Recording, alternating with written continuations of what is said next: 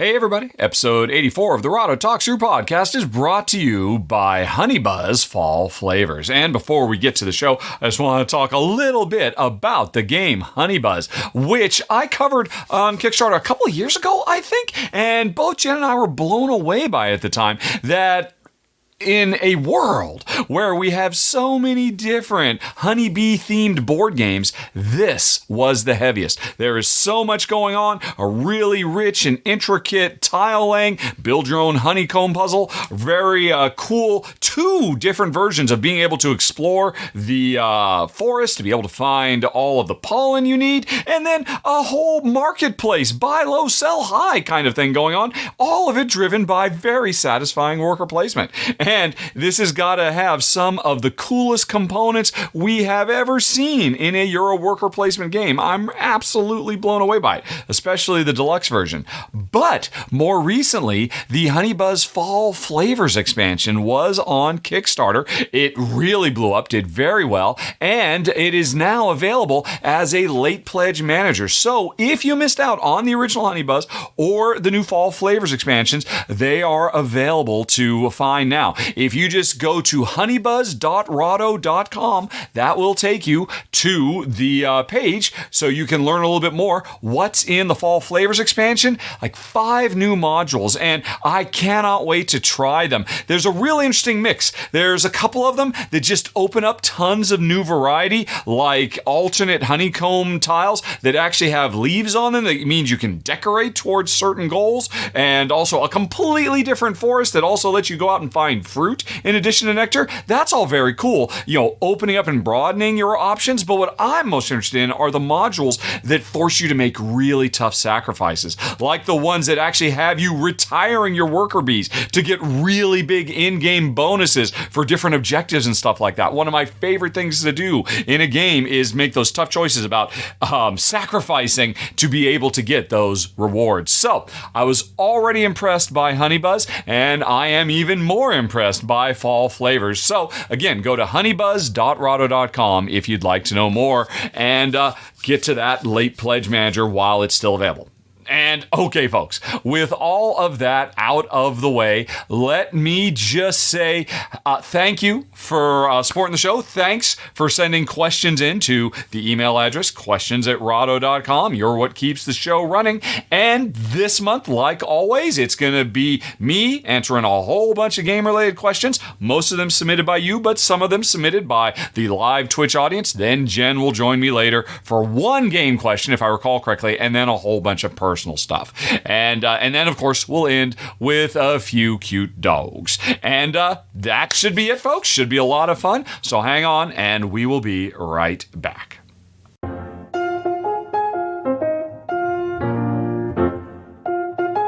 Okay, everybody, it is time. We've got a whole bunch of stuff that has come into questions@rahdo.com. As always, folks, please keep the questions coming. I got no podcast without you. This is a two-way street. So let's get going, starting with Alexander, who says, I know your stance on Tabletop Simulator, and I agree, says Alexander. Since COVID, a lot of publishers have started putting up official mods or linking endorsed fan-made mods, and that's great. Tabletopia has also grown a lot, and they are all official, of course. My opinion, and it seems that many publishers agree, is that a free digital alternative won't hurt the game financially. What do you think? I completely agree. I think it is ridiculous. I do not understand. It is so easy for even the smallest independent publisher out there to get their game on either of these platforms, and instantly it's practically, once it's up there, it's free advertising. You can tell any of your followers, hey, our game's not going to be available for 6 months. Try it out now. Get excited. Spread the word. And I'm sure some people will say, but then no one will buy the game. Yes, they will. At the end, as I always say, online poker has not replaced people going and playing poker in real life. Online chess has not stopped people from going and playing chess. Yes, there's a subset of people who do that, but still, people want to touch things. People want to be in each other's real physical presence, and board games facilitate that more than anything else. So there is no reason, publishers, for you to be afraid of these platforms. And there are so many people, like Alexander, if I believe, I remember from looking at his email, he actually everybody makes mods of games he likes for free. Tabletopia, last I knew, they had just like a nice simple flat, I think it was like $300, and the company that runs Tabletopia will make a professional mod and get it on their platform, so it's available for anybody for free. And you can play on mobile or on any web browser anywhere in the world. Everybody should be doing this, and they should not be afraid. Now, 20 years from now, yeah, maybe the existence of a digital mod will have enough of an impact that enough people who might have bought it would say, I don't need to buy it, I'm all digital all the time. But you know what? That's a future where it's going to be so different anyway, because 20 years from now, when a publisher wants to put out a new game, they're going to say, oh, did you want to buy the game from us? Okay, here, that's $9.95, download the 3D printer files, because everybody's going to have 3D printers. Yes, you can go out and buy the game for $100, or you can buy it direct from us for $10 and print it out yourself. And in that world, digital is still going to fall behind, is still going to be left wanting. So yes, Alexander, I agree. It's ridiculous to me when publishers don't take just the tiniest bit of effort. There are so many people making mods for free, like yourself. It's just it's one of the best free publicities you can get. Alrighty, continue with Alexander. He then adds, board gaming is about physical components and gathering around a table eye to eye and won't get replaced. So basically, Alexander agrees. But that brings Alexander to his other hobby, connected to board games, print and play crafting. So he asks, do I think more publishers would benefit from offering up print and play? What are my thoughts on print and play in general? Oh, I'm sorry, Alexander. I thought you were making TTS mods. I misunderstood. I put this Word doc together a week ago, and I don't really remember exactly what was here. I think print and play is great, too. I mean, I have a personal story about print and play. 10 years ago, when I first started doing Rahdo Runs Through, and I was just covering retail games and kickstarting board games was barely a thing at all. I was interested in backing Ground Floor and from Tasty Mitchell Games. And if you went to the Kickstarter page, you could download print and play files. So you say, don't buy it sight unseen. I mean, and they were one of the first publishers to do this. Here, download these files, print it out, try it for yourself, and then you'll know whether it's right for you. And so I did do that, and I ultimately backed it, and I liked the game. But I also ended up filming a run-through of my print and play. If you do search for Rahdo Ground Floor, I think it's Ground Floor. I'm pretty sure that's the name of the title. It's a business simulation game. You can watch it's absolutely horrible looking, my really crappy looking components and all that, but it did a really great job of letting players know for themselves. And yeah, there's just no reason not to do that. There's no reason not to do low ink versions so people can print it out without burning through their inkjet too terribly much, because they're lower quality and it's more about the gameplay. Make it look nice, but don't make it look too nice. That means it does not, get in the way of people wanting to have the real pieces, the sculpted miniatures, the proper silk screened meeples, the nice thick chipboards rather than just really crappy thin pieces of paper and all that. But people can play it. And here's the deal. Only, I'm sure you know this, Alexander, only the tiniest fraction of their already very tiny market that you are advertising to will actually take the time to print it out and play it. The vast majority of people say, yeah, that's too much work. But the people who do can become influencers, basically. I forget what they're called. I read a marketing book back when I was in the video game industry a million years ago. And it talked about mavens, which are kind of like people that the audience as a whole listens to. And so if you get a maven on board, which these days, of course, nowadays with social media, they're called influencers, then that can do everything. Get your game out. Get more people playing it, talking about it on Board Game Geek. The worst that could possibly happen is they print it out and say, oh my God, this game is terrible. And quite frankly, that's good feedback for you. Because who knows? Maybe your game is terrible. If all your testing has just been with friends and family, you might have a terrible game and they just are too polite to tell you. So it's all upside. It's not going to affect your bottom line at all. And it can only give you good, solid feedback to make the game better and help build a groundswell of support for when your game eventually goes to mass market. So yes, everybody should be doing that, at least for games where it's viable. I mean, a game that is, 300 cards, that doesn't make much sense. I mean, who's going to go through all that trouble to print out and cut out and sleeve 300 cards? But, for certain games, I think it makes perfect sense, and I think it's great. And personally, that Ground Floor print and play I did that looked so terrible, it was like the sixth or seventh video I ever did, was a big hit for me. And in fact, Penny Arcade, the writer on Penny Arcade, which is a very popular webcomic, actually saw my video and posted about it, said, hey, this guy made a video. I don't know who he is, but it really helped me decide whether I was going to back. And it was one of the first things that really got my channel getting some traction. So yeah, nothing but good can come from print and play. Even if it feels like it's terrible because, oh my God, people hate our game, it's good you find that out now, before you pump all the tens, if not hundreds of thousands of dollars into producing the game. So yeah, that's my feeling about print and play. I think it's awesome. There's such a huge groundswell of support on Board Game Geek. Guilds devoted to it, Facebook groups devoted to it. Yeah, I mean, publishers, you should use that as a resource to make your games better and more popular. Alrighty, anyway, then Alexander continues, I'll never play a game digitally. Nothing against it. I only play it with my wife. However, get great joy from crafting a game that a publisher has put out digitally, meaning, the print and play. Of course, I do this for my personal use and not to make money. The reason for it isn't to save money. P&P may cost me even more than the game itself. That's true. That's why, it's really kind of limited. It's a niche people, but very passionate people like Alexander that you are getting on board if you do this, publishers. I simply enjoy crafting it as much as I do collecting and playing games. A game would be for publishers to offer free digital versions to the P&P community for our growing community. I don't think this would have negative effect financially. What do you think? Well, I didn't realize the third question was coming, but obviously I think no, it's not. It's such a small group, but a very passionate and outspoken group.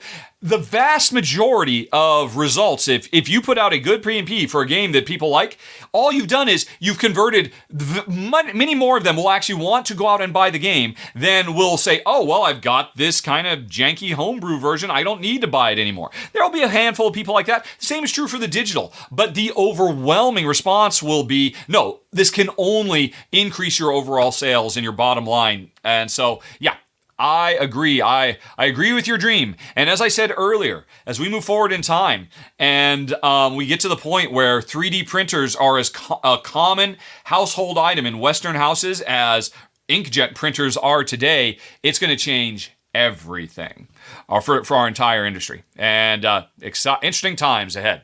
Okay, anyways, just curious to hear your thoughts. It was on my mind after Encyclopedia. Take care. Okay. Thank you, Alexander. Let's move on to Ashley. Ashley says, did someone mention ideas for a Euro Legacy shtick? Because that was a question. Hey, what would I want to see? What have Euro game legacy experiences not done yet? And I had some off the top of my cuff answers, but I guess Ashley has a better answer. She says, hey, you love multi-use cards? So do I. What if there were cards inside the cards? Like an envelope or whatever. Or a Mereshoika, I've never actually tried to say that. Russian doll using cards within cards within cards. Probably be prohibitively expensive, but what if a card was hidden inside another card and as a decision you had to sacrifice an ability or power to rip it open and hope that what you get is better? So Ashley wants to bring loot boxes to board games. It helps you, but once you rip it open, you're stuck with it. In much the same way in loot boxes, once you buy it, you don't get your money back.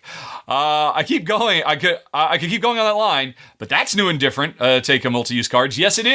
And don't get me wrong, I don't mean to be disparaging it by drawing parallels to loot boxes. The thing is, you bought it, whether you open it or not. It's a physical item, so it's only tangentially equivalent of a loot box. I think that's very, very cool. I know a lot of people hate the notion of legacy games that make you destroy stuff, but I think that's a really cool idea. Now, here's the deal, though. Functionally, other than the really cool gimmick of, I guess it's kind of the reverse of, John D. Clare's Mystic Veil, where, hey, I've got a card and I can, I get these clear things and you can basically construct cards, build them over time. This is kind of the opposite, hey, there's a card and I'll destroy it to find the card that's inside. You could get that same effect by, hey, here's a card, I'm going to destroy it and get another card out of an envelope that was waiting. Or here's a card, I'm going to fundamentally change it by putting a sticker on it. So what you're suggesting, I think it has a really fun kind of gimmick factor, but functionally, it's no different than what board games are already doing in the legacy space. Is that the case? Is there something that a card within card could do? Mystic Veil, or Edge of Darkness, or, something heroes. I mean, there's like 3 or 4 of these games now, Canvas, etc., where you put more cards together to make a new card, where it's additive as opposed to subtractive. I guess it would be kind of interesting to take that idea and say, oh, look, here's your card. But over time, you remove stuff from it. But again, you could remove stuff from it by simply putting a sticker on it if you're making a legacy game. You don't have to actually construct this, what, as you are probably correctly guessing, would be a very, very expensive idea to put together. So I love it. I think it's a lot of fun, but I think it would be too cost prohibitive to ultimately get the same functional result as other cheaper alternatives, like stickers. Alrighty, but you're not done selling the idea, Ashley, because she then adds, in the same note, you could have slot together cards where you combine abilities to make something new, and you can't separate them again. Each card has 2 abilities. You can put 2 together for one card with 2 abilities, but using the right synergy, the one card with 2 right attributes. Again, this is what John D. Clare's work of what he introduced in Mystic Vale, and there's been a half a dozen other games. The idea of card construction is awesome. So I think people have already done it, and they don't have to take on the extra thing of somehow fusing them permanently together. I mean, to me, what makes Legacy interesting? I mean, the most important thing about a Legacy game is the gravitas, the tension, the pressure, the angst you have over, once I make this choice, I can never go back. Once I rip open the envelope or destroy the card or write on it or use a sticker, it can never be undone.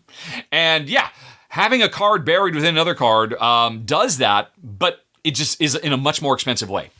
Alrighty. If that makes sense, you sacrifice 2 powers, you gain a power that maybe self-sustains, like proverbially sacrificing 2 fusion engines in order to gain a cold fusion in 1 engine. Yeah, I think all that stuff is cool, but it can be done right now in a much less effective. So, while I would love to do it, I would love to see a game that says there's cards hidden inside your cards.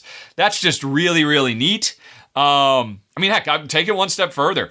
For a while, it was all the rage to say, look under your insert, there's hidden stuff. And now, I don't think you can get away with it anymore. I think everybody's who plays these kinds of games. First thing is, okay, let's open the insert. Let's see if there's nothing hidden underneath the insert. Everybody does that now. But could you hide something in the board itself? Would people notice if there was if you could take a slit and pull a card out of it? I don't know. That's kind of fun. But it's a nice idea.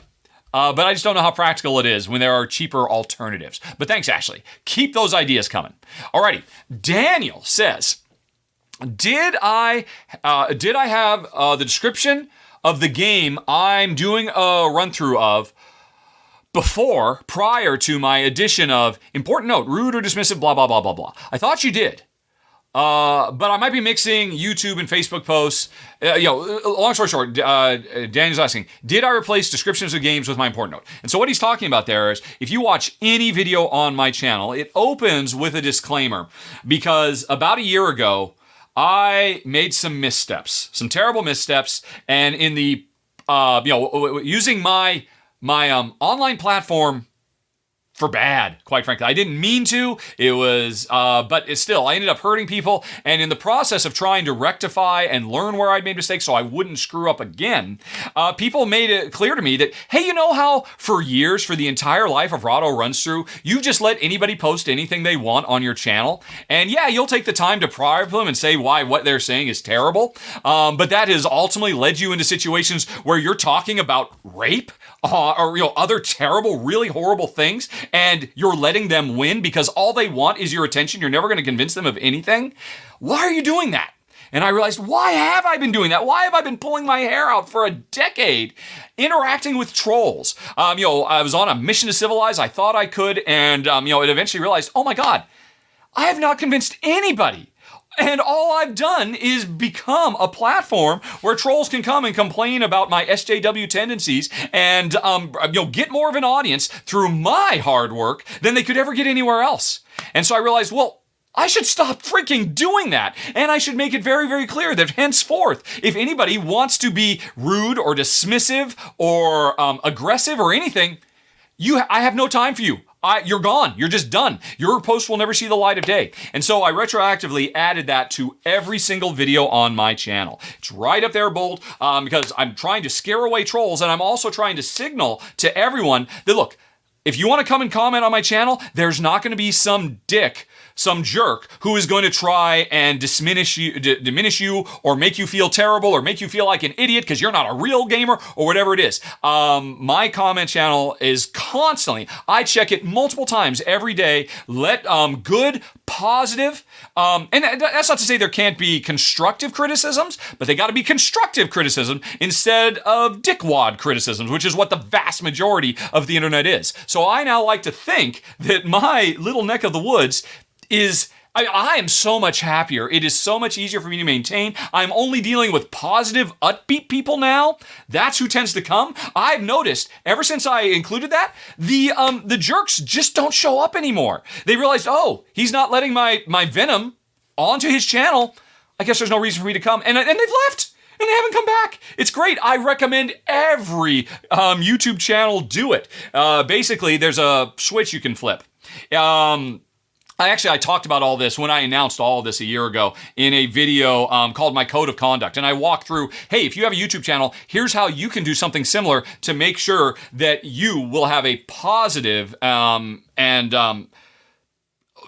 uplifting and affirmative, a wonderful community instead of a community where, oh, let's check the comments. Oh, I just don't think I want to deal with that today. Maybe I'll deal with that tomorrow. So anyway, Daniel's asking, when I did that, so this is at the start of every one of them, and did I replace something? I'm sorry, that was a very long-winded answer, Daniel. Let me just say, no, I didn't. My old YouTube descriptions were always, hey, this is the name of the game, here's the link to it on YouTube, on Board Game Geek, and then here's the links to the final thoughts or the extended or to the extended version of this video or whatever it might be. That has always been everything. There was never and by the way, here's a paragraph describing the game and saying how many player count there was or anything like that. I've never done that. I have always felt that me putting the link to Board Game Geek to the page for that game was enough. Because, hell, that was an interesting video. I'll go ahead and follow the Board Game Leak, and now I can learn all this other stuff about the game. Because I'm the biggest Board Game Geek fan in the world, so that has always made the most sense to me. So no, the addition of that proviso at the top of all of my videos has not removed anything else. In fact, I used a very cool tool called TubeBuddy, which is fantastic. I love it. I pay whatever it is, $6 a month. Not for all its analytics and whatnot, because it has a lot of really great automation tools. Like I can, with the push of a few buttons, I can apply a string or remove a string of text or whatever I want to whatever I have. I have like 8,000 videos on my channel now over the 10 years I've been going. So, and I can just instantly deploy that everywhere. TubeBuddy is awesome. Not that I'm getting paid to say that, but I love it. So anyway, no, Daniel, no changes there. Phew. Okay. Let's move on to Jason, who says, hey, Rahdo, long-time listener, first-time caller. I wasn't sure if questions was the right place for this, but I figure I'd float it over to you since you've never seemed to mention it. I, says Jason, have a substantial collection, 500-plus games, and it's always difficult to use the Board Game Geek search options to query games. I've bestowed much information over the years about ways to get data out of BGG for my rankings, my lists, etc., but Jason has not heard me mention this before. But for the last several years, Jason's been using geekgroup.app. That again, for people who are listening and want to write this down, geekgroup, one word, .app. I thought I might help you and others. You can hit your collection here, sorted by rating. The site offers so many filtering and sorting options, it really opens up a whole new world. You can filter by game weight, recommendations, or player counts, designers, publishers, even game mechanisms or categories.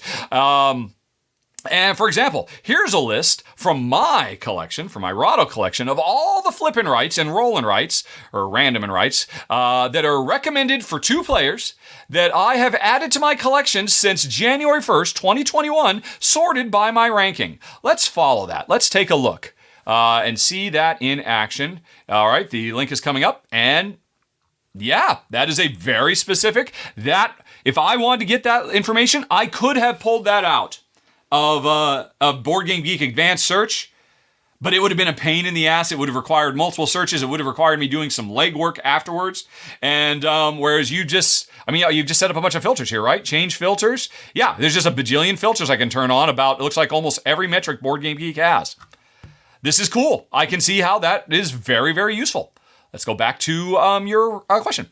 Alrighty, the system really allows me, continues Jason, to hone my searches when trying to find a game for a game night. Maybe you're going to be playing a game with Jen and your mom, so you search a collection for best at 3. Nothing too complex, so let's reduce the weight between 1 to 2.5, and maybe Jen dislikes auctions and bidding, so let's exclude those. And then, hey, he's done a search for that. Let's take a look at that one.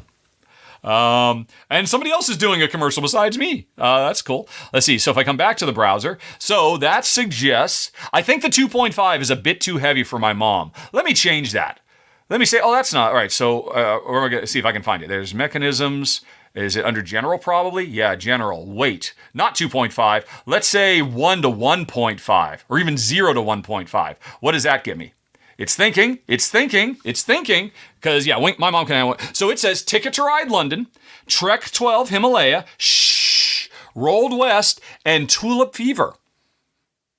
I think that's pretty spot on. I think my mom could handle Ticket to Ride London, and I know she can handle, I think she can handle, that is a very successful use case, I have to say, Jason. Well done. Although, I was able to use, the tool was so easy, I was able to tweak it on the fly and actually customize it a bit more than you did. So that's pretty cool. Let's continue. Okay. All right. Anyhow, I'm not affiliated with the site. It's just so helpful. I wanted to pass it on to you and the audience. Hopefully it helps on the fly top 3s on the R&R show. Oh, that's a good point. That is a very good point. Yeah, because when we have to do top 3s, I just always go right to the advanced.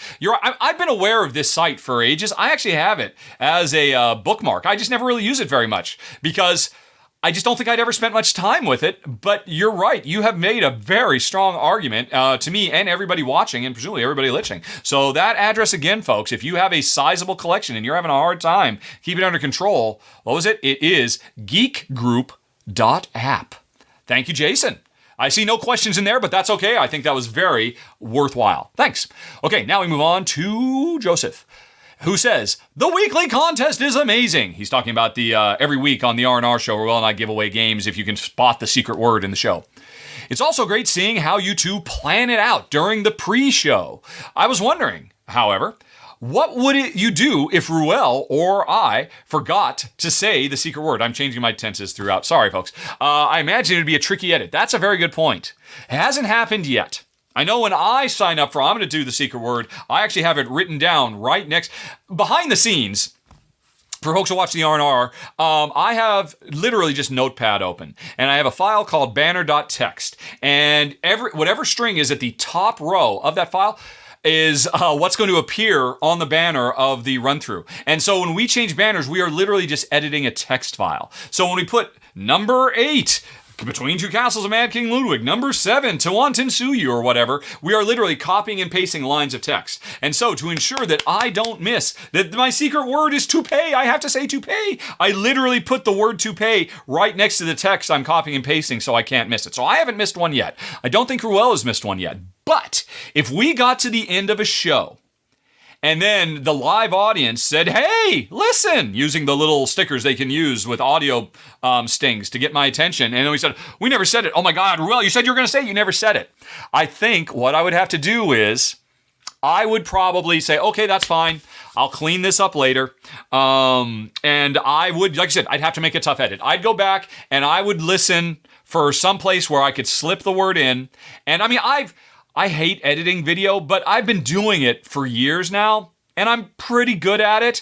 And I've even gotten to the point now where I have a consistent recording setup. This third bedroom in our house, which is 100% devoted to all my games and all my recording stuff. Every time I sit down and record, the sound quality is pretty much exactly the same. So there have been occasional videos where if you're looking close at my lips, you'll see, oh, everything's lip synced, but then one word is completely, or like one sentence is completely wrong, and then it goes back correct again. That's because I did go back in and, okay, I'm going to completely re-record that entire sentence because it was really wrong. And if people are looking at my lips in the little picture-in-picture, they'll see I go off, and most people don't even notice. So that is what I would do. I don't like it. It's kind of a lot of work, but hopefully it just won't happen. But that answers your question, Joseph.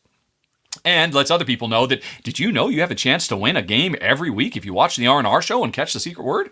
Anyway, let's move on to Matthias, who says that, let's see, he points out that I've mentioned many times that the audience should ignore my final thoughts. It's come up again in a recent podcast, actually. And while Matthias does understand what I'm talking about, he also thinks it would be the thoughts are more useful than I think. Some of the audience have been following for 10 years. So even though I know very little about you, random listener or viewer, knows me and Jen very well. Matthias continues, we know which aspects that I tend to like and dislike about a game. We know how important a two-player support is and the absence of negative player interaction, etc. Also, the final thoughts are usually not just an opinion, but a recap of quite a lot of aspects of the game. Now, I'll agree with you there. I recognize every time I say, please ignore my final thoughts, I would want to proviso, please ignore the subjective opinion portion of my final thoughts, but watch it anyway, because there's probably a few things that didn't come up in the run-through that I wanted to mention in passing about this particular feature or that particular feature or, some kind of limited time offer or who knows what. So I'm really doing the audience a disservice when I say disregard my final thoughts, when really what I mean is disregard my final subjective personal opinions about the quality of the gameplay. It's just, that's not quite as pithy as please ignore my final thoughts, as you can imagine. Anyway, so Matthias continues, when I first read a rulebook and then watch your final thoughts or even a roundup, I generally have enough information whether it'll be a good fit for us. I rarely watch the run-through these days. Totally understandable. That leads me to the question. Don't you and Jen... Oh, okay. All right. Well, let's see. Before we go into the question, I want to explain myself because I'm guilty as charged. I really shouldn't say that, but I feel I have to, that I am overstating because I am trying to course correct, not for you, Matthias, who have been watching for 10 years and know my predilections. I am overstating that for the brand new watcher. This is the first video they've ever seen from me. And they go and they're relatively new to games. And they're like, whoa, wow, he really likes that game. I bet it's the best game I've ever played. I should run out and buy it right now from Amazon. Boom, boom, boom, done. And that's it. That happens a lot. And that makes my skin crawl to think of any time that somebody has picked up a game based on my recommendation and then it turns out not to be a good fit for them, because I won't deny the fact I'm a very good salesman. I have had tons of actual sales training, going all the way back to high school when I was trained literally to be a door-to-door vacuum cleaner salesman. You can watch the R&R show for that backstory. In college, I worked for a year at a phone survey place, and so you had to be a salesman to get once you got somebody on the phone, to keep them on the phone and answer your 5 million questions about how you're voting in the 92 election, and not lose them. You need to be a salesman for that. And then after I was in the video game industry, I once again got media training from world-class professionals. So for my publisher paid for, so that when I would go out to the media, I would know how to put forward a message that would resonate with viewers. So not for everybody, of course. Some people just can't stand my cadence, my kind of goofy, offbeat, spontaneous nature. I totally understand I'm not for everybody, but I still think I'm kind of objectively a very good salesman when I put my mind to it. And so I very, very much worry about using my skills for evil and people ending up, if you ever meet me at a convention and if the first thing you say is, oh, I've gotten so many games because of your videos, my first question every time is, oh, please tell me I haven't steered you wrong. Please, because I'm terrified of that, because games are freaking expensive. And I don't want people making a mistake because of me, because they don't understand. They don't have the 10 years of experience that you do, Matthias. And so that's why I feel I have to take a stance, and I have to say, look, I know in my final thoughts, I made it sound like the second coming. I know it's the best thing since sliced bread, or at least that's what you would be led to believe based on how excited I personally am, based on my personal peccadillos. Please disregard that, because it took me 10 minutes, 20 minutes to record that. It took me hours to make the run-through. And if you watch the run-through, you should be able to decide for yourself it's fun. You don't have to trust my opinion, because you and I are different people. And you're still new at games and you haven't quite realized that there is no such thing as a universal game that works for everybody. So that's why I am overstating my case. Because, hey, the people who've been here for 10 years, you know full well to ignore that, or to, more importantly, ignore the personal opinion, or you know my opinion so well that you can parse it, as you say. But new viewers can't, and so that I am addressing that message towards them primarily. Sorry, it's something that gets asked every once in a while. Why do I say that? And that's why. I just wanted to put that out there, so if anybody ever asks again, I can say, go check out this particular episode of the Rahdo Talks Through podcast. But anyway, to your actual question now, Matthias. Don't Jen and I have reviewers, podcasters, artists, authors that we don't know in person, but we know, who we know, we got to know so well via media that their opinion or final thoughts are actually useful or valuable data to us? If so, do you have some gaming or non-gaming examples? Jen does not pay attention to media of any sort at all. Not at all. Jen, the only thing she watches on YouTube is videos by fellow glassmakers teaching techniques. If you were to look at her YouTube history, it's 90% people in front of a torch showing some cool way to make some twist glass in 2,000 degree heat. That's all she watches on YouTube. The only thing she watches on Instagram, which she's kind of got it addicted to, just flicking through little short videos, is funny dog and cat videos and people doing amazing things. If it's a review, she skips right past it. She doesn't care. The only place she gets any kind of opinion about anything is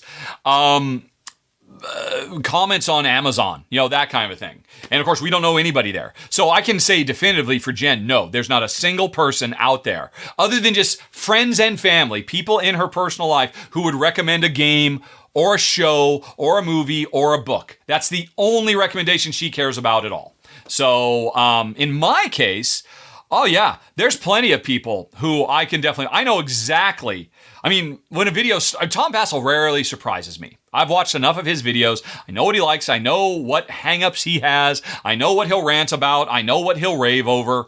And honestly, because of that, I pretty much stopped watching his videos. I don't need his videos. Once upon a time, Tom was a very good resource for me. And once upon a time, he misled me because I thought, oh, well, he's a really experienced guy. He knows what he's talking about. He must be right. And over time, I realized, oh, no, he's often wrong. He's often very, very wrong.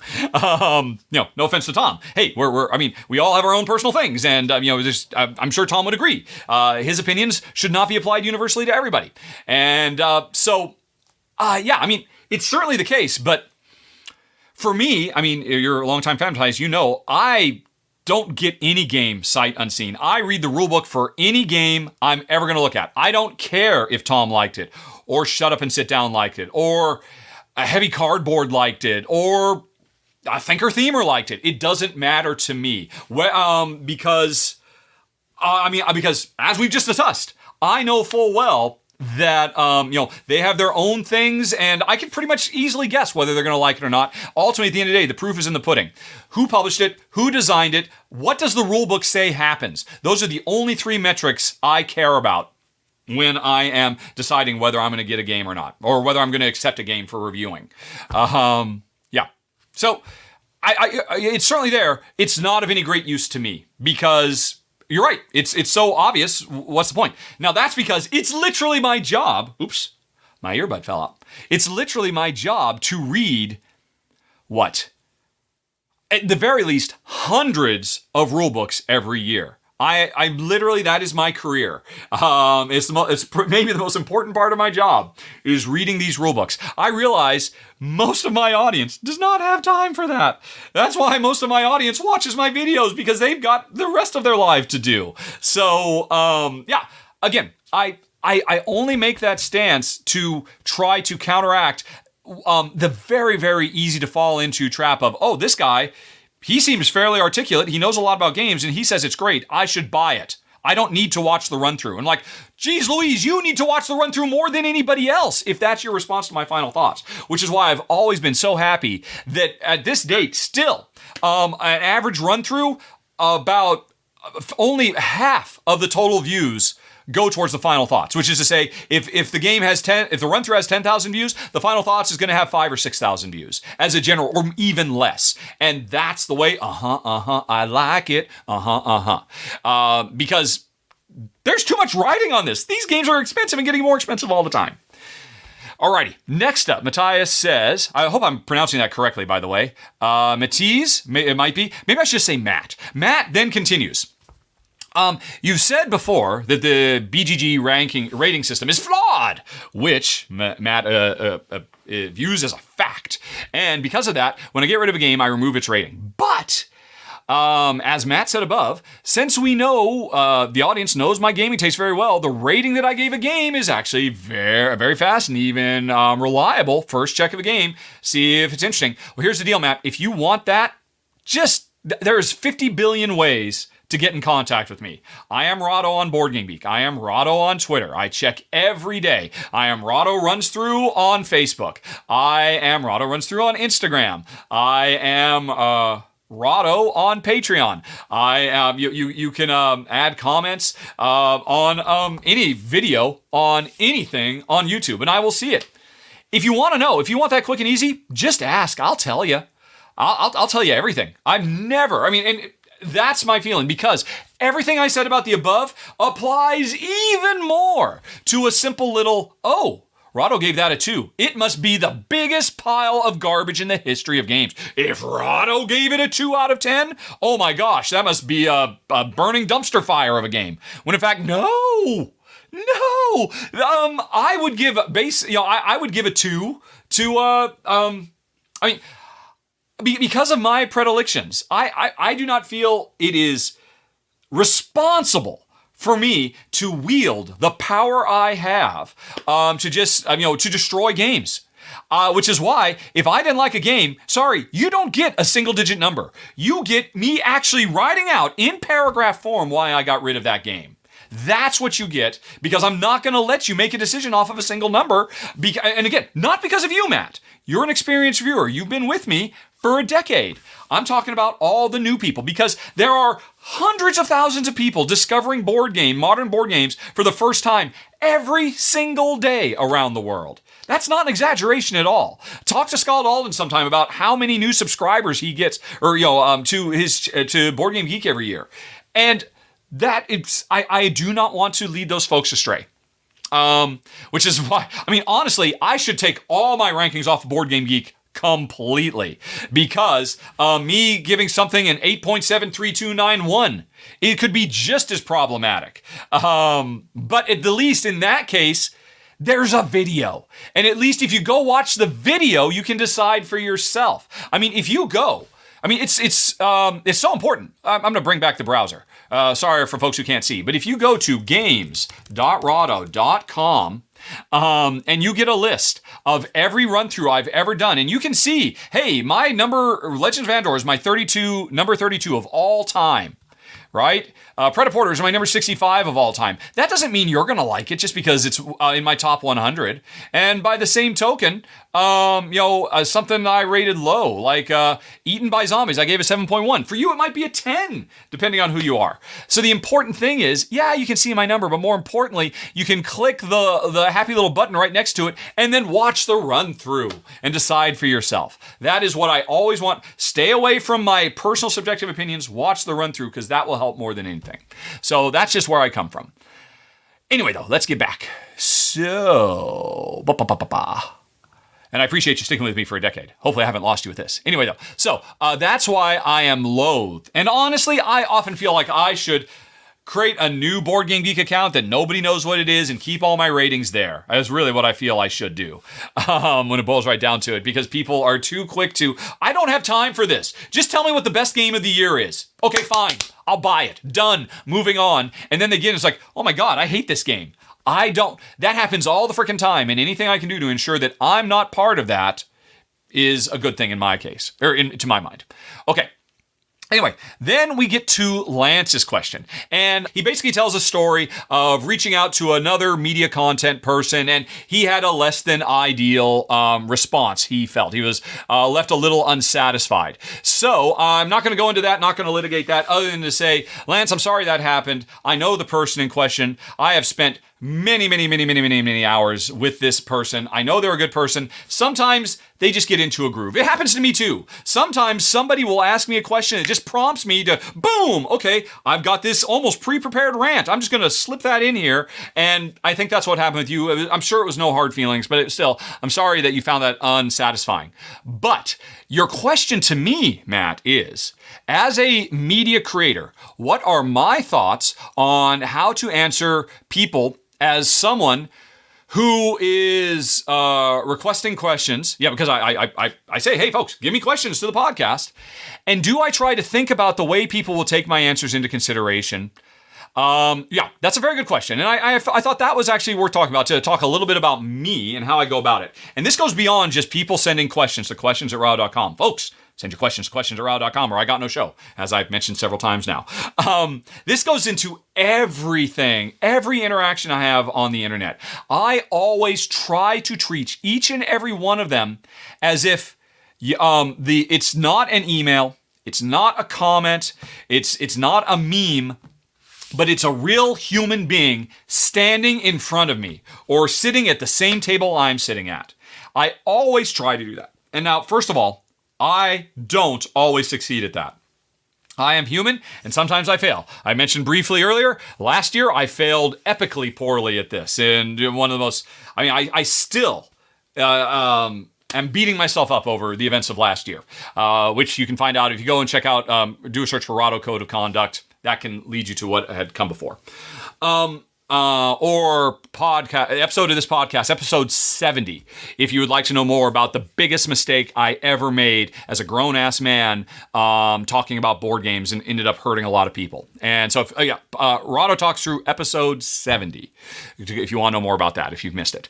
But anyway, and then after that, the the code of conduct that came out of it. So, but I still try to. And that is certainly the case when I'm answering questions. And I will admit, like probably what happened to you. Sometimes people ask a question that's adjacent to an answer I already have queued up in my head that I'm more than happy to talk about again. And sometimes I go the wrong way. It can be a misunderstanding or whatever. But it's always how I've tried to pursue myself. And, back when I used to deal and try to interface with trolls and try to get them to be more civil, I would actually try and look, can you just imagine for half a second that you and I are actually sitting at a table together at a restaurant? Is this really what you would say to me? Really? Wouldn't it be something more like this? And if so, why didn't you say that to me in your comment? Why did you go that other way? I used to do that all the time. And what I always found is it just made the troll go away because they weren't having any fun anymore. And that's why, as I discussed earlier, I realized, okay, I was banging my head against the wall for no good reason for years. But I still do that. And I don't always succeed, but that is always my goal, that I try to put myself, I always try to assume, it's so easy for us, for board game media people, to forget. This kind of dovetails into the last question too, about the vast majority of games I cover, I got for free. How can I meaningfully give estimations of the relative value of this game when I got it and most every other game I'm covering for free? My voice is completely invalid there. And I have to remember that the people I'm talking to, hey, maybe this is just because I have played this particular mechanic, oh my God, I just said mechanic. This particular mechanism 5,000 times. And to me, it's a little old and a little stale. Doesn't mean it's not really well done. And for somebody else, this is the first time they'd ever see that mechanism. And it's perfect for them with the mesh of theme. I always try to bear that in mind. That, the other person is a real human being. I assume, I try to go out of my way to assume that their question, even if I think it's a stupid question, comes from a legitimate place, which is, the culmination of their life experiences. And their life experience might means, hey, it's only the third game they've ever played. And just because I think it's boring and old hat, I've kind of dovetailed into subjective opinion about games and how I kind of do that. Because often there will be, I will cover a game and I'll say, wow, this is a really great example of X. And I will see lots of other viewers saying, oh my God, X is so done to death. Why are you giving us more X? And that makes no sense to me. Because it does what it set out to do. It did. Roll and write. So many reviewers, whenever they review a roll and write, they have to throw in, man, I'm so sick of roll and writes, and here we go with another. All right, let me tell you about it. And if you're anything like me, you're sick of roll and writes too. And I'm like, I would never say that. I mean, first, I'm not sick of roll and writes, but even if I was, I'd say, well, personally, having played 200 roll and writes over the last 3 years, I feel like I've seen it all. But still, I can say this game does this particular roll and writing so well. It achieves this and this and this. And while honestly, it could have been a bit better about that, I think as a whole, if you're looking for a game that has this particular mechanism and it's combined with this theme, it might be something for you. You will often hear me say, it might be something for you, because who cares if it's something for me? And that's reflective of my overall attitude, trying to project my mind, trying to walk a mile in the other person's shoes. And that is certainly the case with these as well. For a while, for a couple of years, in the personal section of the podcast, there were a few folks who were regularly, who were Trump supporters and whatnot, and were regularly writing in, I'm not going to say inflammatory, but, no, I mean, because there was no malice to them whatsoever, but they were inflammatory. They were inflammatory, but still coming from a good place. And sometimes it was very frustrating for me to try to say, oh, Jack, you know who, it's another Jack attack, folks. Let me dismantle everything Jack just said. And it'd be so easy for me to basically dismiss Jack, when in fact, he's a good person. He just has different worldview than I do as a result of his life experiences led so far. And so, Jack, I hope you would agree that no matter how frustrating it was, eventually I had to say, I can't handle this anymore. Jack, could you please hold off on the attacks for a while? And Jack has very graciously done so. Thank you very much, Jack, wherever you are. But I hope Jack and others would say that I always handled their questions from a place of respect, and even if I found them, the observations questionable at best, let's say. And to be fair, not always. Sometimes I have a real sarcastic streak. My wife has referred to me privately, she wouldn't like me saying this, as a real sarcastic asshole many, many times in our relationship, because she gets the full brunt of my sarcasm. And most of the time she really likes it and it makes her laugh. But it is something I try to tamp down wherever possible when I'm on camera, because not everybody has been married to me for over 30 years. So I'm always trying to keep that in mind. It's very important. Okay. Then let's move on to Ross, who has decided to back Sleeping God's Distant Skies because Ross loves giant worlds, where you're free to explore in board games. Well, that's what Secret Gods was, so I'm sure Distant Skies will be fantastic for that. Ross says I probably already covered this, but the idea of big, lengthy games makes Ross curious to know what my relationship with a legacy or campaign game is like in terms of my lack of time, gameplay schedule / busy schedule. Whenever one of my listeners or viewers suggests an idea that involves me playing games that are not part of the queue of games that are waiting. I mean, in the room next door, I've got 50-some games that need to be filmed because they have been sent for coverage by publishers. And so I always go to that. I just don't have time to do a really in-depth retrospective on something that it would be a very cool idea and make a really good video. I just don't have time. So Ross is pointing that out. There's a permanent shelf of new games that are always waiting to be played. Right, in the back of my mind, I can't put them away because. So yeah, he summed up. It makes total sense. And I've also, says Ross, heard you say how when you retire, you're finally going to get to dive into Seventh Continent and other games like that, which I don't have time for. So Ross is pretty sure that the time that Jen and I used to play Gloomhaven had to stop. Ross is correct. For almost a year, or at least 9 months, Jen and I set aside every Sunday was Gloomhaven Day. There was no reason to play it. We'd already covered the game, put it in top 10s and all that. We were playing it just for fun, to no effect other than just enjoying it because we loved it so much. Right, but eventually that had to stop. But to bring it back to the original question, how do I feel about having to play through an entire campaign or legacy game when it becomes part of my job in order to film a final thoughts video? I don't have, Ross says that I don't have time to play a standalone game more than a couple of times before filming the run-through and moving on, and yet I definitely have completed big time-consuming projects like Rise of Queensdale, Pandemics, Legacies, Clank Legacy, etc. And of course, there are also campaign games like Alexander Pfister narratives, such as Cloud Age and Maracaibo, where you played up to 10 times, that is true, to get through the stories. When you're playing these, are you able to enjoy the experience? Or by the time your game 7 or 8 rolls around, are you stressing, thinking, this is taking too long, I've got too many games I need to play? Or do you go into it knowing you'll only be playing this one game over and over for about a week and you're okay with that, so long as you can plan around the time commitment? Wow, that question turned out to be longer than I thought it would be. Yes. It's a good question, and I think you nailed it. Yeah. Well, first of all, more and more. The new Maracaibo Uprising expansion. I would love to play through that storyline. I have not done so. I have played through the first 2 chapters of it. And then I just went ahead and I peeked at the rest to get a sense for what else was going to happen in the storyline. Because the reality is, for those kinds of things, little changes and tweaks, I don't need to play those to get a good sense for what the core gameplay experience has. A legacy game, the core experience is the idea of the game changing and morphing and evolving. So I can't really speak to the overall quality of the game without experiencing it. So a legacy game I'll still play through because generally speaking, legacy games make huge changes. And actually, a legacy game that makes almost no changes at all, I'll probably just stop after a few games in and then just open the rest of the envelopes and just, okay, oh, look, yep, confirmed, hardly anything changed. This didn't even need to be a legacy game. Because you're right, I just don't have time. I have to, and that's another reason, by the way, circling back to the earlier thing about ignore my final thoughts. Bear in mind, folks, I haven't played this game most of the time, 10 times, 20 times, 30 times, 50 times, 100 times. I've played it a couple of times.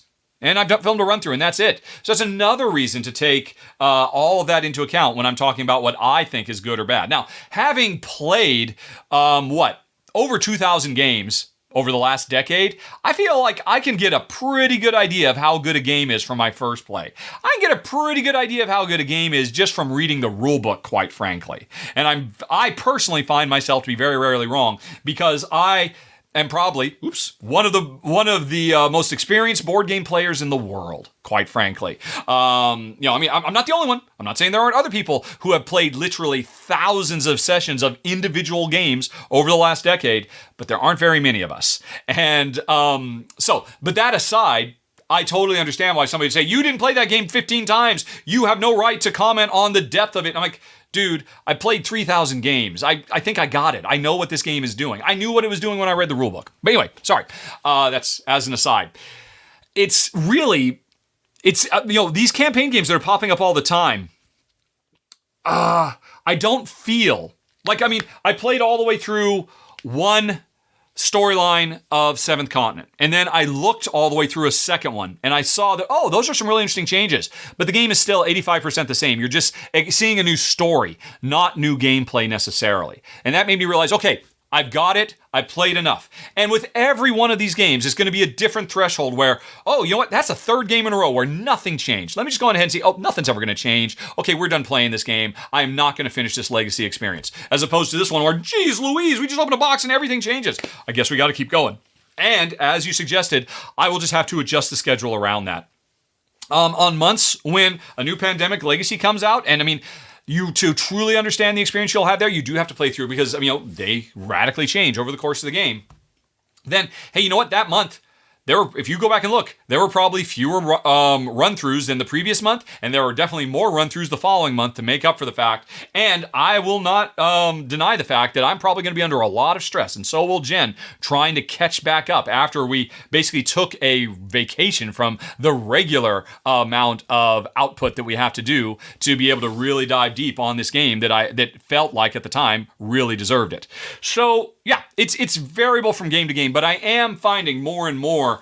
Like I said, most recently, I would love to play through all of the Maracaibo Uprising storyline expansion. And it kind of breaks my heart a little bit that I couldn't do that, but I still want to make sure nothing really changed. So I know the whole storyline. Someday I would like to go back and play it and experience it, but I know how it goes. And on one level, it was kind of fun to see that, especially because of the lens I looked through it, having played 3,000 plus games, that, okay, I can see what you do. That session would be a lot of fun. I hope to play that session someday, that chapter 7, because that's going to be really cool when that character shows up. But the story is spoiled, unfortunately. So that's pretty much how I handle it. Again, it's variable from game to game, but more and more I am finding I do not, for these kind of campaign experiences, have to put quite so much time in to get a real sense of the experience. Okay, and then last question from Ryan. I hope you'll share your thought on Thinker Themer's initial response to the Viticulture World expansion. I know you're a big fan of theirs, and Ryan found the video very powerful. My wife loves them, and I, says Ryan, need to pay more attention to their content. Yes, I am in awe. Wow. totally coincidence that something just hit my throat right there. Just gonna say, I was in awe of Amy and Maggie having the bravery to step up. I mean, knowing full well from personal experience, the gates of hell they would be opening up of abuse they would get for just stepping forward and saying, hey, you know what? We were really excited about this game and we were disappointed that this happened. And we hope in the future things will be better. That's it. That's the TLDR, too long didn't read summary of their video. And yet I know firsthand, because I know them, just what a wall of fire came their way. And honestly, I admit, here's the thing. I actually saw their video before they made it public, because coincidentally, the week they were going to make that public was the week that they were going to debut on my channel with their Radlands video. And then they realized, oh, the timing is we worked it out with Jamie. We're going to put this up on a Thursday, and then we were going to do the Radlands thing on Friday. We were thinking maybe, we'll tell you what, here, why don't you watch the video now and tell us what you think? And maybe you'll agree that we should just put off Radlands for a week because it's going to be a long weekend. And so I got to see it early. And yeah, I mean, I was moved to tears by it. And more importantly, it was incredibly eye-opening because here's the thing. For folks who don't know, Viticulture World is a wonderful co-op expansion for Viticulture that introduces 7 new modules you can play through, each one modeled after a different region of the world and a different moment in history. And one of them is set in South America, and Maggie of Amy and Maggie from Thinker Themer is from South America. Viticulture is one of their favorite games, so it was the first thing they wanted to try. And Maggie was dumbstruck when she got into the game and saw, oh, yeah, okay, this is about the early history of viticulture in South America and all that. And oh! Here's Cortez and here's Pizarro, literal monsters of history. And the game expects me to just say, oh, you know what? I'm going to hire Pizarro and help me succeed at my vineyard. And it was just such a shock to them that why would anybody think that's a good idea? Why would anybody think that putting a genocidal mass murderer in a gentle, warm, family-friendly game like Viticulture made any sense whatsoever?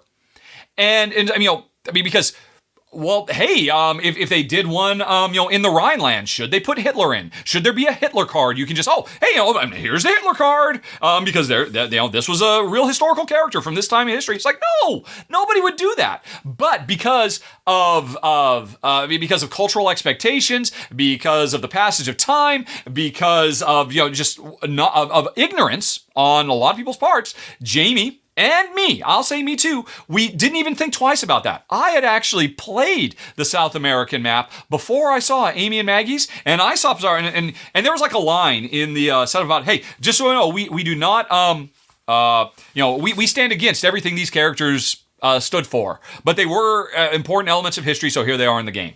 And I thought, oh, okay, that's pretty cool. They put that in, and yeah, it's too bad. But I didn't really think twice about it because I didn't look at it through the lens of what was really happening. I was effectively playing Hitler cards, and if it had been a Hitler card, I was like, oh, what? And so they stepped forward. They were brave enough to point out that, well, just because you're not as familiar with my culture.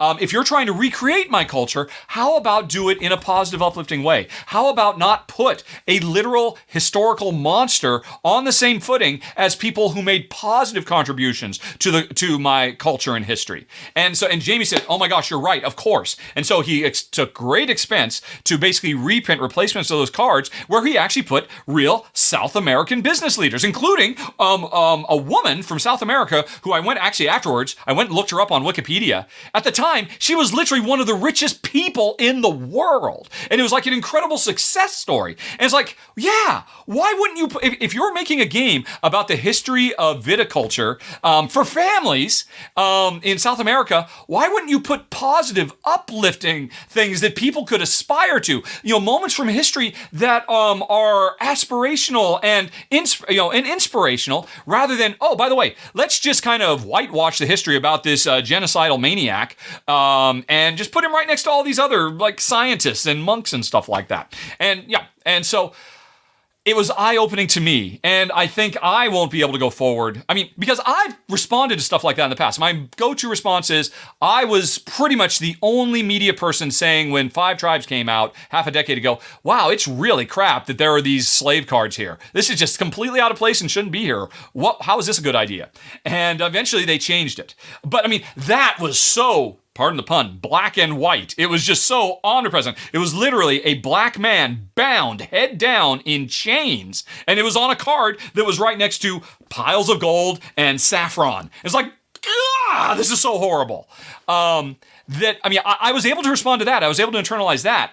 But, something more subtle to my worldview as Pizarro and Cortez being in a game about making wine, that just was in one eye and out the other, and I didn't think about it twice. And I'm so thankful that Maggie and Amy were brave enough to step forward, because I think it will ultimately make the industry a better place. I think all publishers will look to the example that Jamie, because all publishers say, I could have made that mistake too. We just didn't think about it.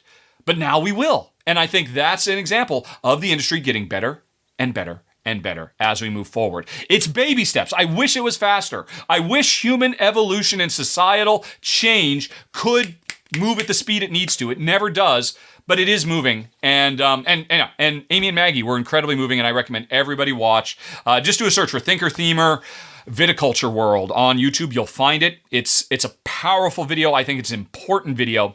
And give them a like and a thumbs up and a subscribe, because I can't tell you what a wall of hate. They actually, another thing, my own connection to it. So we ultimately agreed, yeah, okay, that's fine. I was like, I'm inspired by your video. Your video has changed me.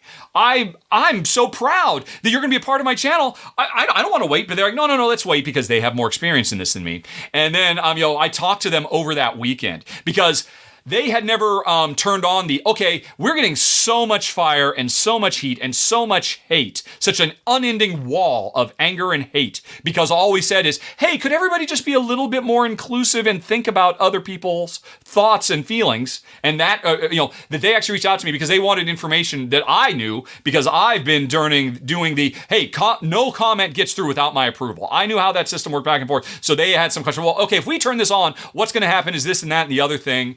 And so I was so happy I could help them a tiny, tiny bit, because I know they had such a rough weekend there.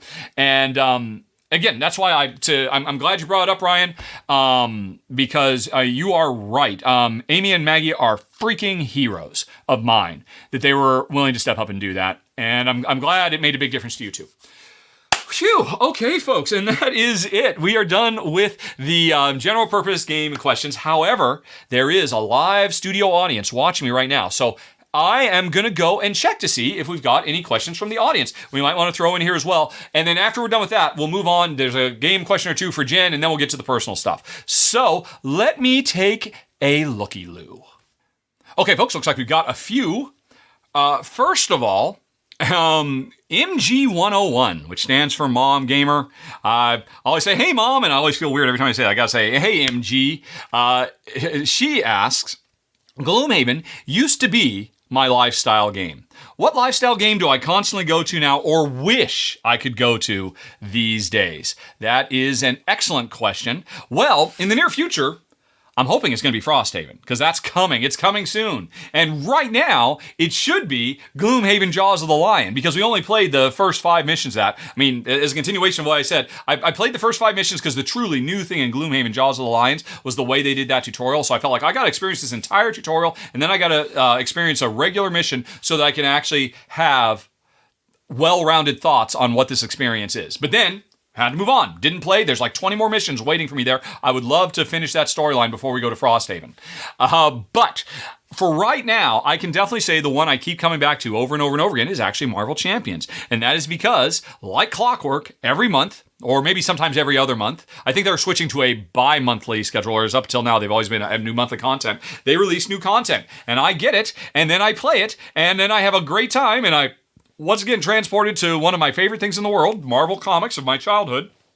So I'm getting a lot of play with that. It also helps that I'm playing them solo, because it's not just my time trying to get time to revisit a game over and over again, get it to the table in a given month.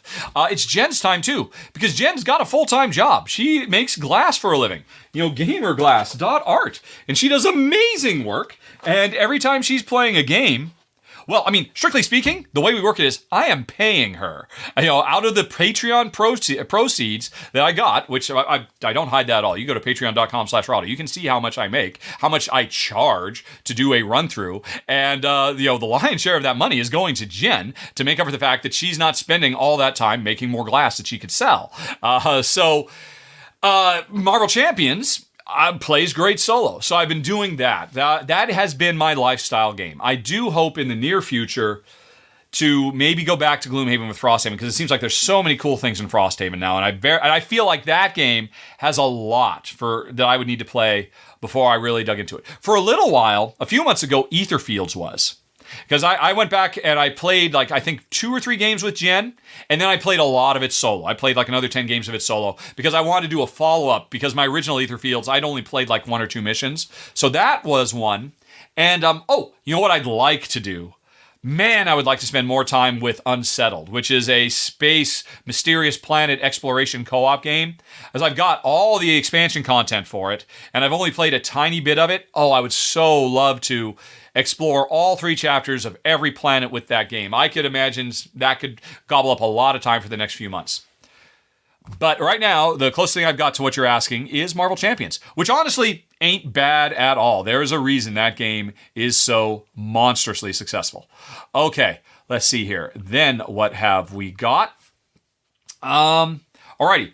Ryan states, Ryan is Ryan Crichton of Knights Around a Table, who does how to play videos on my channel, and he does a great job. He says, I've been working on a Sea of Legends video, and it has me thinking about downtime. Sea of Legends removes the downtime from Merchant and Marauders, effectively. Sea of Legends is a kind of like Merchant and Marauders as a pirate game, on speed, because it just goes.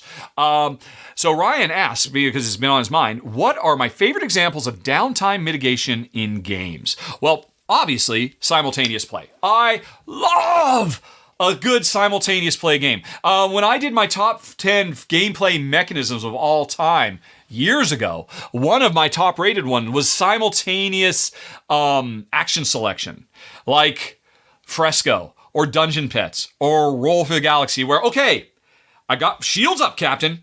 I got my pieces, I got my workers, I got my dice, whatever it is, and now I'm just going to solve this little puzzle here. I'm going to optimize this, I'm going to do that, I'm going to have to make some tough choices, and you know what? You're doing the same thing behind your shields, and we're both just having a great time, because I know a lot of people say, well, you know what? What's the point of playing a game if you're not constantly interacting with each other? I always point to the fact that sharing an activity together is interaction. It is valuable and meaningful as a socially bonding activity. Years ago, I read a psychological study that said the most important thing you can do as a parent for your kids is just be in the room.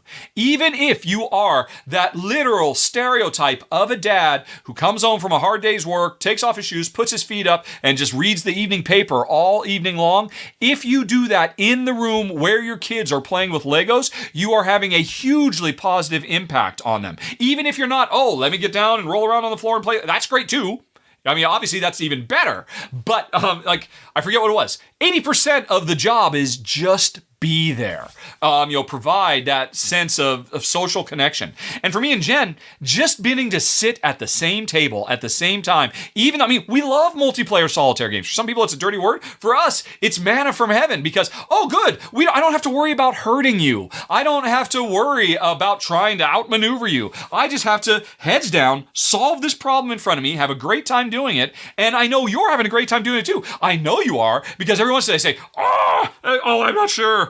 Could we re-roll those dice or whatever it is? And so we're having a wonderful shared experience. So for me, one of my favorite things, whenever I read rules that say, and by the way, everybody will secretly choose and then reveal at the same time what it is, I'm like, interested. Unless the rest of that game is garbage, I'm probably going to enjoy that game on some level because it destroys downtime for all intents and purposes. Now, that's not always the case because generally speaking, in all the games I just mentioned, I figure out my little puzzle significantly faster than Jen. But still, it is much nicer rather than that same experience drug out over 10 turns where I take my turn and I'm done in 30 seconds and then Jen takes 2 minutes. And then I'm done in 15 seconds and then Jen takes 5 minutes. And then I'm done in 5 seconds and my turns keep getting shorter and her teams keep getting longer because that's just, I mean, she's a very analysis paralysis prone player. So anything we can do along those lines, that's probably my favorite thing. Real-time gaming, of course, is just the obvious answer to that. I'm curious, Ryan, what you've thought about? I mean, because those are really the two main things. What else could I think of as a means? Well, obviously, there's the structure of the design that allows that has a world state that is not going to change very much from turn to turn, where it's more about my own personal world that changes. Agricola. All the sizable changes happen on my farm, not on the main board. Small changes happen on the main board, so that when I am waiting for Jen, I can be planning my next 3 moves. So that, I think, is a huge thing, too. And again, for a lot of people, that's the scarlet letter of multiplayer solitaire. If the world doesn't change because of things players doing, why am I even playing this game? Well, maybe so that there's not so much downtime because you can plan out your next turn. So stuff like that I very, very, very much value. It's an interesting question. I'm wondering, do you have things that you have spot that aren't the, because I feel like I just talked about the obvious stuff, the obvious choices a designer can make. Alrighty. Let's see here. And I think that looks like it, folks. So what we are going to do next is move on to another game-related question, and then Jen will be here. So hang on. We'll be right back.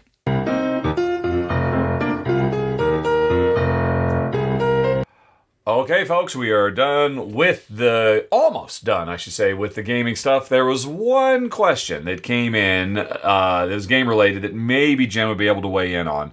Now, I should say, of course, I have not streamed live yet, so there may have been some other ones that came in, and I just answered it as best I could on Jen's behalf. But Honey Pie, Joseph asks, which competitive game would you say you're best at, retrospectively, the two of us? In other words, which competitive games do we have the highest win ratios? Now, of course, you have no idea. I have honestly, no idea. I don't either. I used to know. 6 or 7 years ago, I could have told you because I used to keep track of every game we played on Board Game Geek. And I stopped doing it because people put way too much weight into it and were following it. And it was just like, oh, I'm not going to bother with this. In theory, I could have just started recording it some other way, but I just stopped because honestly, it was a bit depressing anyway. As I recall, Jen won overall something like 63% of the time. Not quite 65%. And it's something I've learned to live with. So, Honey Pie, I mean, can you think of any one game that you're particularly good at?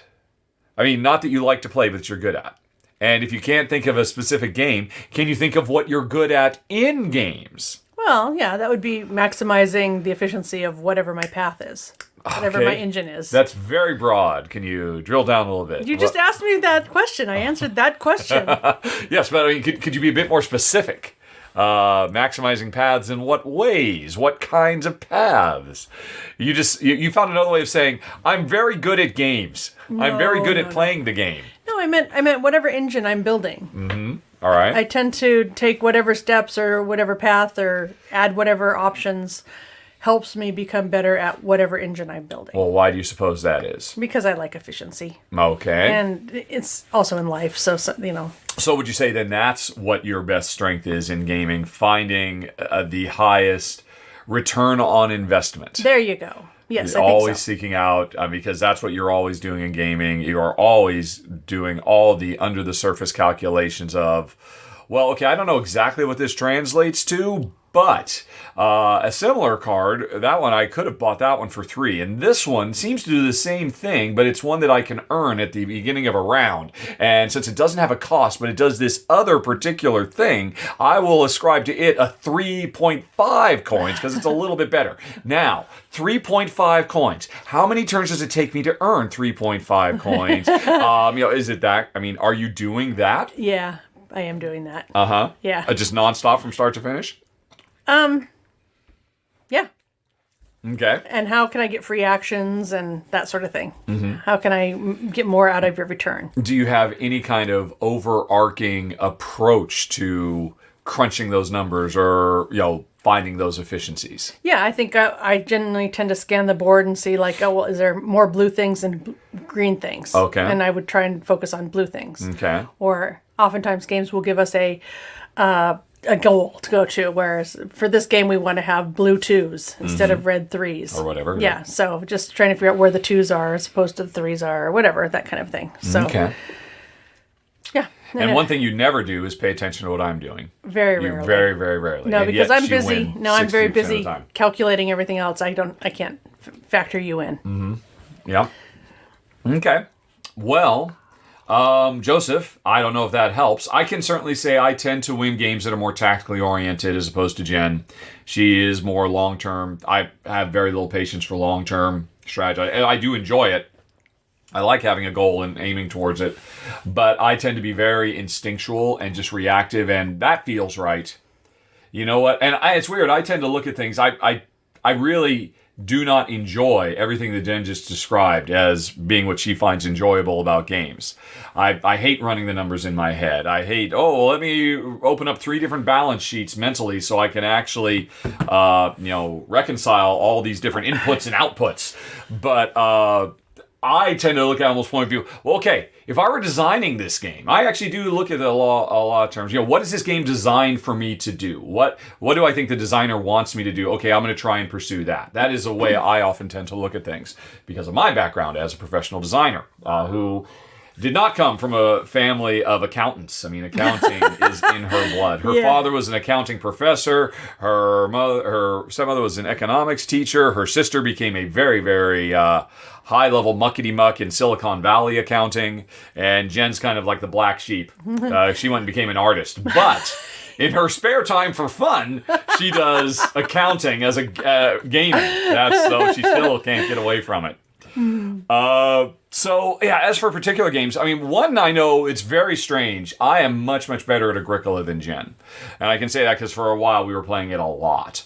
I mean, many, many, many years ago. And I would tend to win more than her. And I know why. I'm curious as to what Jen's response to this would be. Jen tends to, or at least with Agricola anyway, she would tend to overextend herself. Yeah. You would never be able to say, right, okay, I'm just going to focus on these 2 things. Yep.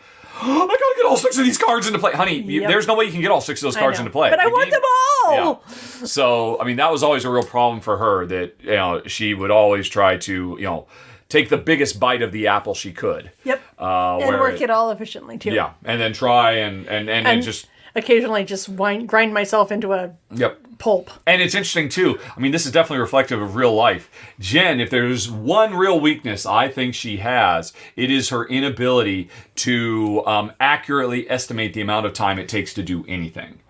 She always assumes everything will be done quicker, faster, more efficiently, and easier than it actually turns out. That's fair. I mean, this is, I used to jokingly say, honey, okay, well, how long do you think it's going to take? And she would say, and I'd say, okay, it's literally going to take twice as long as that. Yep. And for years, I kept making that joke, and I think you have actually internalized that now. Yep. That you do just automatically double the length of anything. Yeah, I say... instinctually, this should take this long. We're gonna go spend an hour doing this, but really it'll be 2 hours. Yeah. I mean... I do think that translates into games as well, particularly when you play against me, because I tend to be a very, very fast, definitely a bird in the hand, forget about the birds in the bush type player as well. Whereas Jen will like, no, give me time until there's 15 birds in the bush so I can get them all in one single action. It'll be great. So that kind of, I guess maybe that does kind of give me an advantage of games that favor that, like Alexander Pfister games tend to. Games that don't have a fixed ending. That it's up to players. Yes. Any game like that, I tend to do better because I actually pay run out attention. the clock, and I'm still waiting. I'm 3 moves away from my grand finale. Yeah, that was a question that came up a while ago. Does Jen prefer fixed turn structures or variable, player led? And you 100% no. I just want to know exactly how long I have so I can figure that out because you don't know how long it's going to be and you don't pay attention to me. And I will warn you, honey, whatever you think you're doing, please understand you have 2 more turns. Yep, if you even like pay a passing bit of information over here, you would see I have filled in everything but one single, and you still haven't done half of your stuff. Yep. And then she's like, oh, thank you. And then next turn, boom, boom, boom, and it just all explodes, and she just does it, and she wins. And I really shouldn't say that. I shoot myself in the foot every time I do that, but I tend to do that. So I can't really. I think it'd be hard for either of us really to narrow it down because we're both really fairly evenly matched when it boils right down to it. I mean, I'm not happy about her winning 63% of the time, but it's not that much of a failure. Well, but I think I win more often too because you are distracted by me asking you questions. So if I didn't do that and you were able to just think about your own game, maybe you'd win 50% of the time. Yeah, maybe. Another thing we are often concerned about is whether Jen made some kind of cheat. Because, I mean, obviously, you watch my videos, you know, I make goofs all the time. I think we all make goofs when we're playing these games, and Jen is certainly no exception to that. Yeah. And so there have been plenty of times like, honey, you can't do that. Well, I've been doing it the whole game. I was like, I was very clear. You cannot mix green and purple pieces. That's the one thing you can't do. Oh, whoopsie. And so we often wonder how many things like that do we miss. Yeah. But it's fine. But I guess that's kind of I knew we wouldn't be able to answer specifics, but I was curious to hear what Jen said, and I think that kind of gives like a broad level. Can you add anything to that before we move on to the personal stuff? I think that it was quite good, actually. Okay, then, folks, that's it. Gaming time over. Personal time is upon us. So if you would like to beat feet, now is the time to get out. And I'll say thanks for listening or watching. Talk to you there so long. Bye-bye. Send more questions to questionsarahdo.com. But otherwise, hang on, everybody. We'll be right back. Okie doke, folks. Personal questions. Some stuff for Jen, probably mostly for me because it's a lot of pop culture stuff. But by all means, more questions. It's questionsarahdo.com, especially ones that Jen can answer, like accounting. No, I don't want to answer accounting questions. Yep. All right. Not qualified for that. She's what's the line? It's the doctor. I don't play a doctor. I play a doctor on TV. Oh yeah. Whatever. Regardless. Okay. Andrew asks. Or says, this common question is born of an argument I had with Ruel on the R&R show. Andrew believes that Star Wars' strength is telling simple stories in a galaxy far, far away. But why Andrew likes the prequels, Rogue One, the OG trilogy, and can't fault Mandalorian. It's why Andrew likes the prequels, Rogue One, the original trilogy, and can't fault Mandalorian for being predictable. It drives Andrew crazy to hear people defending new Star Wars and not just admitting it's nostalgia machine selling simple stories in a cool setting. Am I off base in your opinion? George Lucas never minced words. He always said, yeah, this is for kids. I am making stories for kids. And there is a whole industry now born out of fulfilling the adult needs of those who were once kids and had all their dopamine centers triggered in their brains. I completely agree. Yeah, they are very simple, black and white, moralistic stories. Actually, that's not true. Certainly the original trilogy is very cut and dried, very simple, straightforward, classic hero's journey, just, cribbing a bunch of stuff from different places. And there's nothing wrong with that. That's what he set out to do, and he and a group of very talented people did it. I would argue that the prequels do add a lot more depth, and it's one of the reasons I prefer the prequels to the original trilogy, as he starts delving into the realm of politics and greater social issues that drive humanity, as opposed to what does it mean to be good and bad, which is really about as far as the original trilogy takes it. And you're right. I mean, Mandalorian and Boba Fett don't really... It's weird. Boba Fett did have ambitions to do more and just fails miserably. Mandalorian does not have any ambitions other than to be a Western in space. And it's fine at that. And you know what? That kind of stuff I found great when I was a kid because it was made for me. As an adult, I put Mandalorian up against Better Call Saul or Breaking Bad, and I find it wanting because I want something that is a little bit deeper, that has more nuance, that has shades of gray, as opposed to very simple black and white morality tales for kids. And it's one of the reasons that Mandalorian, it's fine, it's crafted brilliantly, and if I had kids, I'd probably enjoy the heck out of watching it with them. But I don't. So, but I don't think you're off base at all. Although I agree, I don't think you're giving the prequels enough credit, quite frankly. But I don't think you have anything to say about Star Wars at all, do you, Honey Pie? Nope. Then we will move on to Daniel, who first asks, what do we think of the quote in Daniel's emails? The quote, honey, is, the weak dress in hatred to hide their fear. It's a quote from a song, apparently, and he puts it in, his standard quote of all of the emails. Do you have any thoughts about that quote, Honey Pie? Oh. The weak dress in hatred to hide their fear. Well, I think that's probably he's referring to, let's say, white people who are afraid of being made minorities at this point, and they're dressing. Well, I don't think it has to be about anybody. It's just a broad statement that hatred is born of fear. If there is somebody who has hate in their heart for something, it's probably because on some deep down level they're afraid of it. They're afraid of the threat it poses to them. And you're right. One of them could be, the white replacement theory. That, those dirty people from across the border who are rapists, and some of them are good people, easy to vilify them because they represent something that you don't understand. And actually, if you walk a mile in their shoes, if you get to know them, you're like, oh, I'm not afraid of you anymore because I don't fear you, because I don't hate you because I don't fear you. I mean, Yoda said it best. Was it? Fear leads to anger. Anger leads to hate. Hate leads to suffering. That's an example, by the way, of George Lucas having a little bit more to say than just, bad guys should wear black outfits and good guys should always be good. Kind of delving into more nuance. And my thought to the quote is, I've seen it a million times, of course, because you write in stuff all the time, is I agree with it largely, but I'm really not a fan of starting with the weak. I don't think it's necessarily weakness to have that happen. I think it's human. I think on some level we are all capable of this. We all have to remember that there for the grace of God go I. And, if I had grown up in similar circumstances, I might have the exact same outlook. So I don't think it's fair to say weak. It is implicitly human. And I guess I want to flip it. To be strong is to acknowledge that in yourself and overcome it. So that's really my number one concern. But yes, hatred is born of fear. I largely agree that is a true statement for humanity. Jen, this whole time, has been staring off with a very pensive look like this. I don't know what this means. Do you have anything more to say? I'm just thinking about it. Is it weakness or is it inexperience? Is it people who are... Yeah. Never get out of their own little comfort zones. Yeah. There's enough. I don't think that's necessarily weakness either. I think that's just a lack of experience. Yeah. What's it? Hanlon's razor. Never ascribe to malice that which can be explained by ignorance. I think is probably the single most important thing to bear in mind when you are interacting with somebody who disagrees with you. Just because they disagree with you doesn't mean they're bad. It just means their life experiences have led them to a situation where this just makes their perspective makes the most sense to them.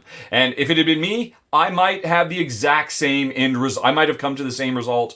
I am the result of a lifetime of experiences that have led me to a particular worldview. Other people have different ones. And yeah, I don't mean to let everybody off the hook. There can be demonstrably, objectively bad, harmful things. And ultimately, that's what it comes down to. But I tend to think most people, even people I vehemently disagree with, aren't necessarily evil. They're just in a situation that has made them think that this is the best thing they can do because they're the hero of their own story. And so to disparage them or dismiss them is just, you're weak. I don't think that helps anything. I think that is immediately throwing up a wall between you and them, disparaging them for something that you might be in the same situation. And from their perspective, they think you're equally ignorant or because you don't share their life and their world experiences. So it's all very, very tricky. And the best thing we can do is just try to, well, first of all, not call each other weak. Yeah. Don't start off with an immediate And if somebody insult. says they hate something, try to dig past that because there's a reason. And that's really the important thing to try to address if you can. I agree. Yeah. Okay. And then Daniel has a couple of political questions. First of all, do I follow... What? You're just really loud. I'm really loud. Okay. Do I follow Breaking Points with Crystal and Sagar, and what are my thoughts on their reporting? When they were still on the Hill, I watched them, and I like them by and large. I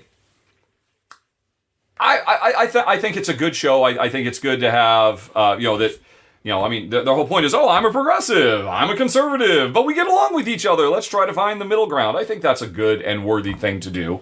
I don't always agree with either of their perspectives, quite frankly. And I think they often have, both of them, very simplistic, one-sided perspectives on things and have a hard time looking at the broader view. That's my own personal opinion. And what do you know? The truth probably exists somewhere in the middle of the two of them. But I agree. I don't agree because I don't know what you think about it, Daniel. But I do like it in theory. I think that from my experience, and mostly when it's on The View, maybe when they were on the Hill and they had their show there, I know they went off and did their own thing. Maybe things have changed, but I suspect it hasn't. I suspect they are both probably still often fairly one-dimensional in their approach to things. But it's kind of their shtick because they are supposed to represent two sides of a coin. Well, and at least they're talking. Mm-hmm. Yeah. Yep. And yeah, at least they are demonstrating ideal behavior between the two sides of the American schism.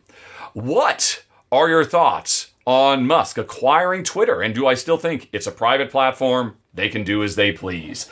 I still kind of think that. I think it's unfortunate. Of course, I don't mean to dismiss it. I'm sure a lot of people view it as a very valuable tool to be able to express themselves to a world that, and it empowers them. And hey, if that's true, that's great. That's fine. I've got no problem with that. But the fundamental problem with Twitter, the way it gamifies, what do you call it? The way that it gamifies discourse. That, okay, I need to win. How do I win? By having the most retweets and the most likes. How do I get those? Probably by saying something really ridiculous and outrageous.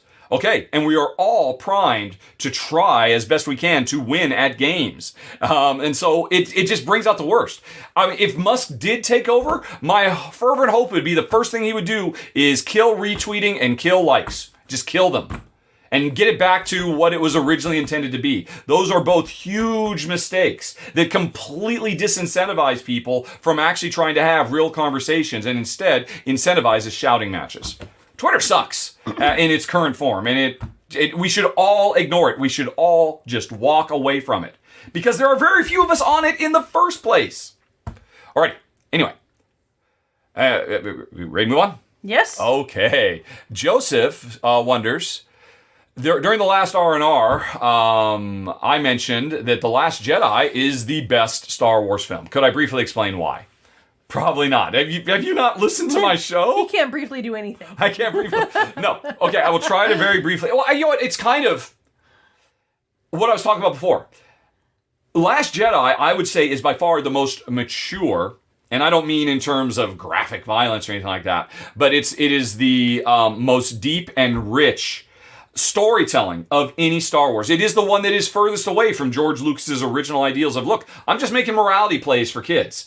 And the thing is, when George went and did the prequels, a lot of people did not like the prequels for a lot of reasons, but one of them is because, whoa, why are you talking about trade routes? And what is all this? This isn't Star Wars. And I'm like, yeah, he's doing something new and different. He is older now. He's not a guy in his 20s. He's a guy who has things to say about the world. And he was using the prequels as his platform.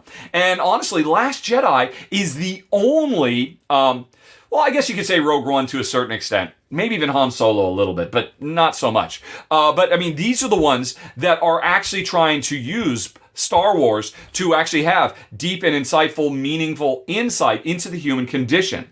When I compare Mandalorian to Better Call Saul, and I find Mandalorian woefully inadequate, I do not find that for A Last Jedi, because it has things to say about the military-industrial complex. It has things to say about the complexity in Shades of Grey. I mean, there's literally a character named DJ, which is short for Don't Join, trying to argue about how much of our own personal self-worth should be tied into just what we can see, just ourselves versus something that is bigger and greater. Every character has interesting character arcs, including Luke Skywalker.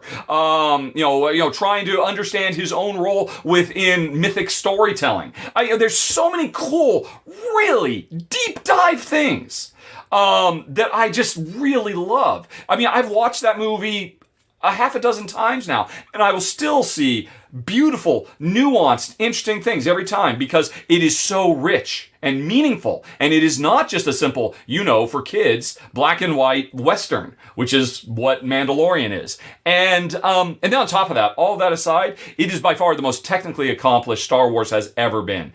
Star Wars has never been more visually beautiful, more wonderfully cinematographed. Everything about it is stunning to look at. It is an overwhelming, it is sensory overload in the best way. It is so beautifully, artfully crafted, in addition to having so much to say. And that's why I hold it on such a high pedestal compared to everything else. Oh, and it's the only thing that actually recognized what George was trying to do in the prequels and builds on it. Because everybody always worries about, the character arc.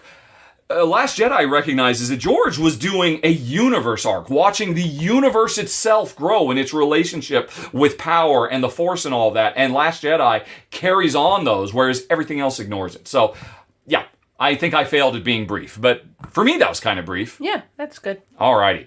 And you have nothing to say about that, I'm sure, honey.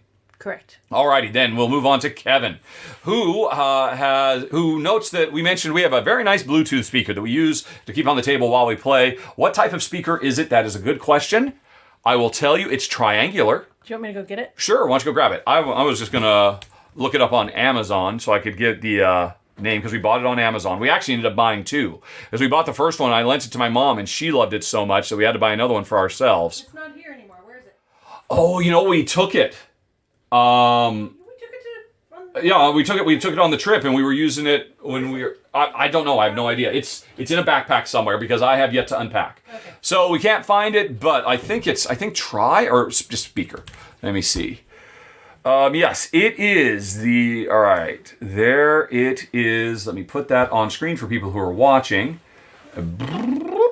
It is the OONTZ, OONTZ, Angle 3 Bluetooth speaker. It costs $25, has 10-watt output, 100-foot wireless Bluetooth range. Yeah, it's not going to blow the doors off a proper stereo system, but, like I said, Jay and I, we were on the road recently, and we were like, hey, let's watch shows on our crappy little... we watched the final episode of Severance while we were on the road. Oh, yeah. And it was on my little 13-inch laptop screen, but with this speaker, it sounded like we were having a big room experience. I am very, very impressed by this thing, although apparently we've lost it. Honey, isn't it just on the game table? Maybe. Oh, look. I was just looking where it used to be. Yep. Well. No, I don't see it. All right, it's somewhere in this house. And You'll have to dig it up. Where would it be? Like you said, it's probably in a backpack somewhere. No, because we've used it since we've been back. Have we? Yeah. I don't know. Anyway, doesn't matter. I highly recommend, Kevin, the OONTZ Angle 3 Bluetooth speaker, which you can buy for $25 on Amazon. As you can see, I've already purchased it twice. And I really should get an Amazon, what do you call it? The affiliate thing, so you could actually follow my link, and I could get a sweet 2 cents when you bought one yourself. But we will ignore that. Do you recommend it? Yeah, I highly recommend it. I'm super happy with it. And a side question, I've mentioned in the past that Jen and I are frugal. Are there any stories where being frugal ended up costing us more? Are there any purchases we wish we could take back and just buy better quality to begin with? Well, thank goodness to Amazon. You can buy stuff, and if you don't like it, you give it back. Yep. So I would say a lot of our frugality issues have been taken care of. That's a good point, yes. But I would say, actually, that the things that I would change about our frugality would be that there have been times when we've been somewhere, like on a trip or something, and we haven't done something because it was, oh my God, it's $100 to do that or whatever. And as I get older, I realize it's never going to get cheaper to do that. It's never going to get more efficient. Well, and first of all, you have to get back there to do it. Yep. Right? But the second thing is, it was $100 this year. It's going to be $1,000 in 10 years. Wow. Or let's say 5. That's a really interesting way to put it. I mean, it will never be cheaper than it is right now. Yep.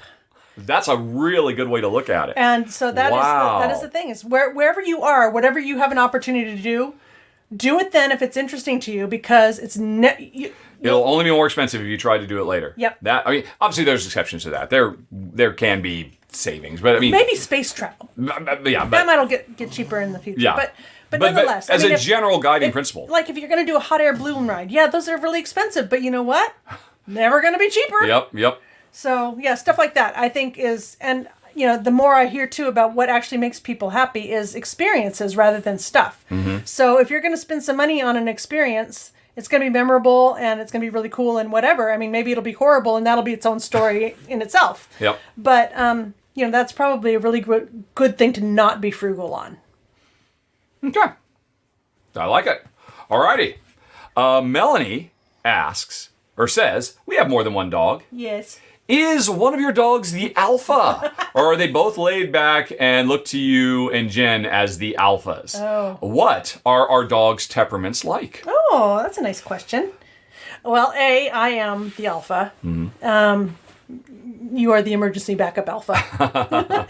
And then Daisy is definitely far more dominant than Gert. Gert is just like, well, please like me. It'll be okay. But Daisy, because she was a street dog and has a bit of a sad past, can be really submissive in a sad way. That, Mm-hmm. like even we've had her for 6 years now and she'll still cower. And we've never hit her. Yeah. So yeah, I mean, she must have had a really bad time because when we first got her and we were taking her for a walk, let's throw a stick and see if she likes chasing sticks. Oh, yeah. And you just pick up a stick and, I mean, she will just immediately... She flattens. Yeah, because apparently people beat her with a stick. And so that's what a stick means to her. So we don't pick up sticks around her anymore. Nope. Yeah. But that aside, between the two of them, even though Gert is probably 30-40% bigger, could easily bowl her over. Gert is completely submissive to Daisy, but Daisy's not really.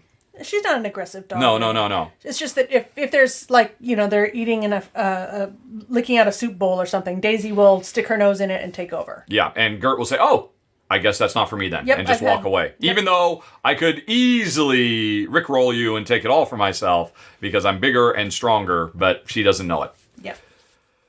All right. Okay. Let's see. Anything else about the dog temperaments that you'd like to... Daisy loves everybody. Mm-hmm. I think she just has that wonderful personality. She'll go up and say hi to everybody, whereas Gert's more shy. Yeah, very. Yeah. I don't think Gert was properly socialized as a puppy, so she's just... Yeah, kind of keeps her distance. As we understand it, Gert was actually bought to be a show dog, to be a competitor Crufts, and apparently she spent most of her puppyhood just in a crate for hours, days at a time kind of thing. I mean, yeah. And so, yeah, and she's just incredibly shy, incredibly recalcitrant. I mean, just, afraid of everything, really. But happy. Yeah. I mean, she's happy enough. She's just really cautious and wary about everything. Yep. Okay, whereas Daisy just... runs over to people. Yeah, to anything. Yep. Yeah. Has no concept of danger. Daisy other than probably sticks. likes everybody else better than us. Because she's like, hey, would you like me? I will come home with you. Yep. These people make me sit. Yes. Occasionally. It's terrible. Okay. Lance asks, first of all, do we have any thoughts on the new Doctor Strange movie and the Moon Knight series? Spoiler free. Do you have any thoughts about Moon Knight and Doctor Strange in the Multiverse of Madness, Honey Pie? And if you could look towards the microphone, that would be great. Instead of literally turning your back to the microphone, which is what she is doing off camera right now. I'm making Daisy comfortable. Yes, that is very important. Right. So, Moon Knight just totally discombobulated me the first episode or two. Mm-hmm. I don't want to say anything more. Well, it's supposed to. Yeah. Well, it did. Yes. Mission accomplished. Tick. But I thought that was interesting, and I liked that it was set in an ancient time. Mm-hmm. Thought that was pretty cool. I thought the special effects were really nice. And as to the story, I think it's interesting, especially as a treatise on mental health. Mm-hmm. So, yeah, I thought it was pretty good. Okay. And how about Doctor Strange in the Multiverse of Madness? To get my brain into that now. I remember it, don't worry. Yeah. No spoilers. Yeah. Okay, I just like Doctor Strange. Okay. I just think he's a great character, and I enjoy the actor as well. Mm-hmm. Yeah, I thought it was a good movie. I wasn't one of the ones that I was like, why did we go to a theater for this? Okay. So I think that was really So good. it was theater worthy, you're saying? Theater worthy. Well, that's a strong statement. I think I certainly agree with Jen. I enjoyed both of them quite a bit. My only real complaint I thought Moon Knight could have been one of the best Disney Plus shows. I really and a lot of people complained about the second and third episode were kind of starting to drag a little bit, but I didn't see that at all. Especially the third episode, where they really started to play with their own format and their own formula and turned it on its head. I thought that was some really cool, fun stuff. Some of my favorite moments in the show actually happened in the third episode, and and then the fifth episode, of course, was just mind-blowing. It was right up there with the best of WandaVision. My only complaint is I wish they'd been 7 episodes. I think they wrapped things up a little bit too quick. The end was a bit rushed. And it was fine. It was, appropriately, over the top and exciting and well produced and whatnot. But, it's just everything was resolved adequately, but it doesn't feel like it at all.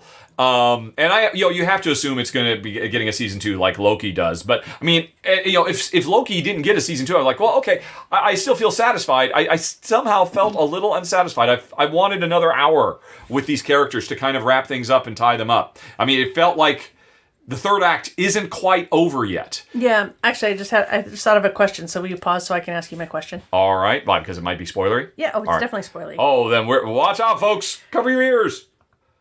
Well, here's the freaky thing, folks. We probably just had a 15-minute discussion about the nature of souls and untethered conscience in the Marvel Universe. And we have never had a conversation about that, about anything. Star Trek, Star Wars, nothing. So I got to say, both the movie and TV show are the greatest things of all time, because they actually got Jen to think about these weird fictional universes. Okay, and that's true. I remember you did say that both of them had actually stuck with you. Because a week after we finished Moon Knight, you asked me some question about something. Yeah. Yeah, what about this? So you were still thinking about it. Yeah. Yeah. Well, I'm not saying I don't think about these things in general. Mm-hmm. I mean, my mom was a bit alternative, so sure. I've had some time to think about her take on the matter. Yeah. But yeah, that we would talk about it in this particular theme is very interesting and makes the Marvel Universe more pertinent to me. Oh, there you go. So there you go. I'm sorry, folks, we had to avoid spoilers. You didn't get to hear all that. But, yeah, and it's interesting, those two things, because we were actually drawing parallels. Well, what does Marvel Multiverse of Madness and Moon Knight both say about the nature of human consciousness? Mm-hmm. Because they both kind of approach from different things, and we were trying to reconcile the two into one thing that would be a consistent philosophy that the Marvel Universe espouses. And I think we came to a conclusion, and we think we've got it nailed now. Yep. So I think maybe you should be a consultant to the Marvel Universe. There people. You go. Clearly, that's what I should do. Okay, that would be your ideal job. You would love. Oh that. Gosh, yes. Oh yeah. I love it. I kind of. That was the greatest thing. Remember, I was working with Marvel. I spent weeks in New York at Marvel Studios working on Secret Wars before it all got canceled. So Doctor Strange. You just said, your response is, well, I like it because I like Stephen Strange. I do. Do you have any more thoughts about it now that we just had this very big conversation? Because without spoilers, there's a very quick throwaway line at one point early in the movie where somebody says, oh, this means this. And I'm sure Jen probably didn't even, because you're like, what's going on? And and I was like, whoa, you just said something that changes the very nature of existence with that one statement. And so I mentioned it to Jen, and so that is like, well, how does that coincide? How does that conflict, or is it consistent with what we saw in Moon Knight? Mm-hmm. So does that make you feel any different about either of these properties? No, I just think it's cool, and actually I like that they're bringing these concepts to mass market. Yeah, and just people's consciousness. Yep. I thought Doctor Strange was great. The thing that surprised me most is that it is a real sequel to the first Doctor Strange movie. I didn't think that was going to be the case at all. I thought it was going to be just kind of a weird hodgepodge, multi-nexus. We just got to throw a bunch of stuff in here because we're trying to lay the groundwork for what's coming next in the Marvel Universe. And we're really a sequel to this and that and the other thing. But no, it's so much of what happens in that movie is a direct continuation of the character growth that Strange goes through from the original movie. And I mean, the interesting thing is, I didn't expect this at all. You don't have to have seen the Spider-Man No Way Home, which of course Doctor Strange was a major supporting character in, at all. You need to have seen the first movie. And strictly speaking, you should probably see WandaVision. But you could get by without even seeing WandaVision. But if you've seen WandaVision, then the show equally becomes, it should have been called Doctor Strange and Wanda Maximoff, and the Scarlet Witch in the Multiverse of Madness, because it really is both of their movies. And I know some people are disappointed with how Wanda was handled as a character, taken into account where she was at the end of WandaVision, but to me it all worked. I thought it made perfect sense as a continuation that, hey, you know what? People aren't static. I know we want our TV and movie characters to say, oh, when they reach the end of their arc, they've reached their realization and boom, they're that new person now and they're never going to change again. People do change. People continue to change and evolve, and sometimes in not good ways.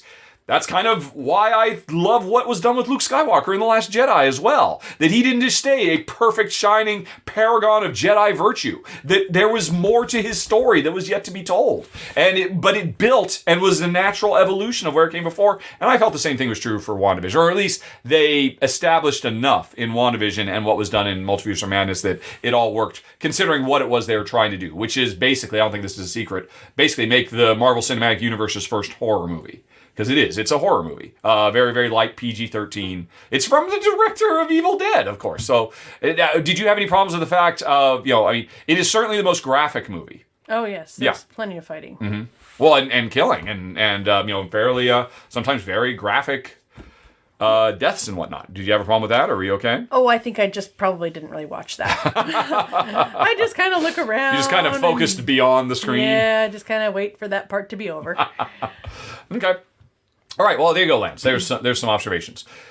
Also, after hearing me talk about Star Trek on the R&R show, Lance wanted to know if I'd be willing to list my favorite Trek shows from least favorite to most favorite. That's something we can do.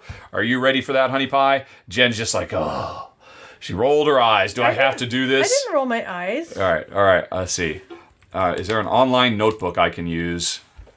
All right, notepad. I just want to be able to type. There we go. That's cool. I'm going to bring this back on screen. So, what have we got here? There's Star Trek TOS. There's Next Gen. There's DS9. There's Voyager. There's Enterprise. Folks, for you're listening, I'm just typing all down, and then we're going to figure out, we're going to put these in order. There's Enterprise. Then there's Disco. There's Picard. Picard, there's Lower Decks, and there's now BNW, Brave New Worlds. Or no, Strange New Worlds. Strange New Worlds. All right, and then there's also, I'm going to leave the 70s cartoon out of this. I could rank it, but Jen's never seen a single episode of it, so I'm sure she can't say anything. Am I forgetting anything? I don't think so. Star Trek, then Next Gen, DC9, Voyager. What's Disco? It's Discovery, Star Trek Discovery. Oh. Remember when they're out jogging, they always wear the shirts that say disco when they're jogging because they can't be bothered to put in the rest of the word discovery. All right, I'll put in Discovery. All right. I don't think I'm forgetting anything. I'd be really embarrassed if I am. So, for me, Lower Decks, number 1. Strange New World, number 2. Even though we've only seen 2 episodes so far, but oh my god, it's so good. For me, it'll always be Next Gen is number 3. Enterprise, number 4. You just said Next Gen is... Oh, I'm sorry. I meant original series. Next Gen, number 4. Enterprise, number 4. Deep Space Nine, number 5. This is me, and then we'll see what Jen thinks. That's tough. Discovery and Voyager. I think the first 2 seasons of Discovery were great. The 3rd season was okay, and the 4th season was kind of a letdown. Whereas Voyager was just like kind of a consistent, we've got good and bad the whole way through. You know what? 7 of 9 was such a great character, and our interactions with Janeway were so good. I'm going to put Voyager over Discovery, even though I think individually I probably like Discovery more. And then Next Gen, and at the bottom of the list, Picard. Because the first season of Picard was okay, had some good stuff, had kind of a really horrible, unsatisfying ending. Yeah. And then, I don't know, what did you think of the second season? I thought the second season was like, geez Louise, it is the worst Star Trek has ever been, as far as I'm concerned. I was just watching the clock. Until the very final episode, it did redeem itself somewhat. The closure between certain characters, and some surprises along the way I thought were very, very satisfying. But as a whole, the entire second season of Picard was such a weak sauce retread of Star Trek IV Voyage Home as to not even be worth watching for the most part. And like I said, they redeemed themselves a tiny bit, but it was not worth the time we put into it. I was super disappointed by it, and I call it the worst. So anyway, that's it for me, Honey Pie. How about you? Okay, I'm going to go... I'm just going to take all these, and we're going to make another list using this. Okay, so what's your favorite Star Trek?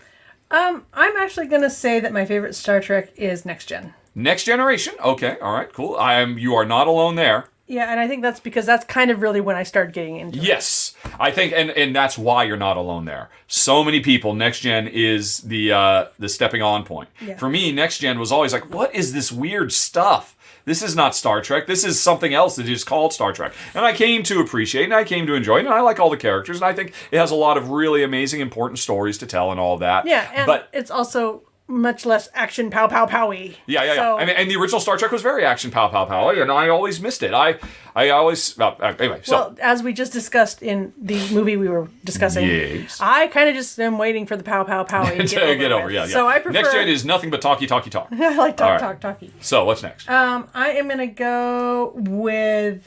Well, of course, Enterprise because of the Enterprise Beagle. is your number 2. Beagle, right? Because there's a Beagle on it. Is that the only reason Enterprise gets number 2? Well, and I do love Scott Bakula. Scott Bakula. All right. And then but what about the show as a whole? The show itself. I actually don't really remember that much, but I thought we watched it not too long ago, just a few years ago. Well, okay, it's 4 seasons long. Yeah, the first and the second season were pretty straightforward. Hey, here's a new problem we have every week. Yeah. We're getting to know the characters, all that. The third season starts with, the Xindi have attacked Earth. I think Florida was destroyed or something like that. And so the entire season was one long episode of the Enterprise making a desperate, against all odds journey into the depth of whatever quadrant it was to find out where the Xindi came from and stop them from destroying the Earth. And so the entire third season got very, very dark. It still had episodes of the week and whatnot, but it had a lot of stuff about Archer having to make bigger and bigger compromises. I have to save Earth. I mean, this is my number one thing. Okay, well, we have to leave you to die or whatever. And it had a lot of that kind of stuff. And, and so it was like a big departure for Star Trek. It was more kind of akin to Deep Space Nine in that regard. And then the fourth season, where after they'd resolved that, it was... honestly, maybe the best season of any Star Trek show ever because they actually brought on a lot of really great Star Trek novel authors, and they were doing really deep dives into what Enterprise always should have been. Hey, let's really deep dive into the history of Vulcan and deep dive into the history of the eugenics wars and the Andorians, and there were all these really cool and instead of doing like one storyline over the entire, they were doing like it just a little 2-episode thingy, a 3-episode thingy, and that was when it was at its absolute best. And of course, it was just there. And then they were always having to get naked and wipe goo on each other to decontaminate, to have some sexy time. Yeah. There was lots of that, too. There was that as well. Right. Yeah. Okay, well, I just remember it was after watching Deep Space Nine and not Discovery, but Voyager. And it just felt like it was a nice return to, I guess, some of the Star Trek that I liked. Right, anyway, so I'm going to go ahead and leave it there. Yep. I'm going to go with, I think actually Voyager, because I like having a female captain, and I thought there was a lot of interesting stuff going on there, being out of normal. I don't think Voyager gets enough props. Okay. I'm going to go with, actually, I've been really enjoying Strange New Worlds, so that's coming next. Even though, again, it's kind of unfair. We've only seen 2 episodes so far, but man, they've been so good. Yeah, and especially the first episode was great. I agree. So,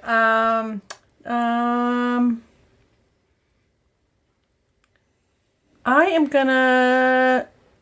If you need to just make some tie, that's fine. If you can't, I can't really judge this versus this. Yeah. I enjoyed a lot of Picard, actually. I thought that was fun. All right, you're putting Picard next? Yeah, let's do Picard next. Wow. Really? Although, I mean, some of it was just a lot of this whole second season... About his mental psyche problems and stuff. That was a bit boring. All right, but you're still putting it next? Okay. 4 more. No, I'm not. All right. Okay, so let's go with... Do I need to pause? No, I think Deep Space Nine is next. Deep Space Nine is next. All right. Yep. And then... I don't know. You gotta put, I think, original series. Really? I mean, I wouldn't be surprised if you never even watched a single episode of the original series. No, I did. All right. I have, yes. Okay. So Lower Decks is still at the bottom. Even though you finally watched both seasons with me. I did, yeah. It's just not my kind of stuff. Okay. So I guess I liked a lot of Discovery. It's just there's been a lot that I didn't like about it too. So let's put that. Yep. Yep. Okay, fine. That's fine. And then Picard and Lower Decks at the bottom. All right, there you go, folks. Hopefully, Lance, I'm sure that was for you. Hopefully some other people found it interesting as well. Radically different layout. And honestly, I mean, I like Next Gen too. I actively did not like Picard. I liked the first couple of episodes of the first season when it was establishing stuff, and there were some very cool ideas that just didn't really pay off. And of course, for both the finales of season 1 and season 2 of Picard, both had basically tearful goodbyes with certain characters. And I thought those were handled very, very well. And just those scenes almost elevate the whole show. But there's so much, and for such a short seasons to have so much meandering and dead-end stories that go nowhere and don't really tie into any kind of greater narrative, I'm really kind of disappointed. And Gen 2, because it's her next to last. And still, Lower Decks, to me, it's everything. I mean, Lower Decks is just like a super turbocharged, everything that's great about Star Trek just crammed into 28-minute long episodes. No faff, no fluff, handling really weighty science fiction-y stuff. Tons of fan service, which I'm a fan, so I love that. But also really interesting and engaging characters who are definitely growing in meaningful ways while still sticking to the episodic nature. That's one thing that's certainly the case that Picard and Discovery are both proving. The current showrunners are having a very, very difficult time doing long-form storytelling. And then Strange New Worlds comes along and said, hey, how about we just do episode of the week things? They're like, yes! Oh my God, you're really good at that. Do that. So, yeah. And again, Lower Decks is doing the same thing as well. Lower Decks has very slight interconnected. Oh, well, there's like some stuff in the background that's, connecting all these. There's an overarching story, but it's so in the background. We're just doing episodes of the week. Yeah. And I think it serves that show very well too. And I think just maybe overall Star Trek is better served in more episodic and less long-form storytelling. But anyway, there you go. Lance, you asked for it, you got it. 2 lists. Which one did you like more? Alrighty. And Bud says, I'm right there with you. Enterprise, extremely underrated. I was going through all the shows. I heard nothing about how bad it was, and I was generally blown away by how much I love that show. It's 3rd favorite after Deep Space Nine and Next Gen. It sounds like you like Jen's list a little bit more than mine. And that's okay. Any Star Trek is good Star Trek. Alrighty. Next up, I think we are at the end. Ryan says he was so glad to hear another Dire Straits fan in the house. Seems to be so few of us, at least in the States. I didn't discover them until the late 80s after a mid-decade boom. I about wore out my Brothers in Arms tape. Though it doesn't get as much play on my stereo anymore, making movies might be my top 10 or even top 5 album. Pretty much the same thing. Yes, obviously Brother in Arms and... what was it? I can't think of the titles, but Money for Nothing was their first hit. But then, Brothers in Arms. What was the one that was so huge? But anyway, yes, I got all the albums after that. But the other thing for me, a big part of it too, is my dad really liked it. To me, it's always, I've talked about this in the past on the show, how in the 70s, I listened to nothing but country and Western. That was my entire experience. And to me, Dire Straits, they are definitely a rock band, but they do feel kind of closer to some of that kind of bluesy tones that are kind of part of my childhood. And I know my dad really liked it too. So, that's why it's a really important band for me also. Jen just hates Money for Nothing because she hates the line chicks for free. And I always think it's checks for free. I'm going to look it up right now once and for all. I think it's supposed to be drinks for free. Right. But it sounds like chicks for free. Dire Straits. Chicks for free. Money for Nothing. All right, that's what I want. All right. Okay, there's the lyrics. We're going to do... Yep, it is chicks for free. Oh. And that always drove Jen nuts. And, bear in mind, it is a satirical song. They are saying, this lifestyle is bad. We disapprove of this. They're not trying to glorify it. They're trying to say, look, this is all terrible. Actually, it's a multi-layered song because it's saying, it's actually telling the story of a couple of low-rent construction workers or movers or something like that, or like just saying, look at all these, rich pop stars with their money for nothing and their chicks for free. But, it's satirical of that, and it's also satirical of the guys who are just sitting around complaining all the time, too. So it's a deeper song. There's more to it. Mm. It's not espousing that chicks for free is a good thing, but that line always just turned Jen off of Dire Straits so much. There was no going. But anyway, so I think that was it, folks. Not as many personal Q's and A's this month. So send questions to questions@rahdo.com. But before we do, on the way out, Jen's got some words of wisdom, which I believe you said is from Tolkien, correct? Yes, It is Gandalf. What? Oh, and I just accidentally, shrinking it down, went back to the top. Here we go. What does Gandalf have to say, honey pie? I found it is the small, everyday deeds of ordinary folk that keep the darkness at bay. Small acts of kindness and love. All right, those are your words of wisdom. Do you have anything more to say about that? Yeah, since there's a war going on. Do you want to? All right. Do you want me to scroll down? I just thought this was really touching, actually. Okay. I found this on Facebook, and maybe it's not true, but, how would you tell? Anyway, the following was told to reporter by a man who escaped Mariupol. I left the bomb shelter and saw a car with keys in the ignition near a store. I watched it for 2 hours and waited for the owner. I didn't wait. I took my family, got in the car, and drove to Vinnytsia to visit relatives. I found a phone number in the glove compartment and called the owner and told him, I am sorry I stole your car. I saved my family. And the owner said, thank God, don't worry, I have 4 cars. I took my family out in my Jeep. The rest of the cars I filled with fuel and left in different places with the keys in the ignition and the number in the glove compartment. I have received calls back from all of the cars. There will be peace. See you. Take care. So there's a lot of good out there, even though there's a lot of bad, too. Okay. Let's have some dogs. Do we have dogs? We have a few dog pictures. Not very many.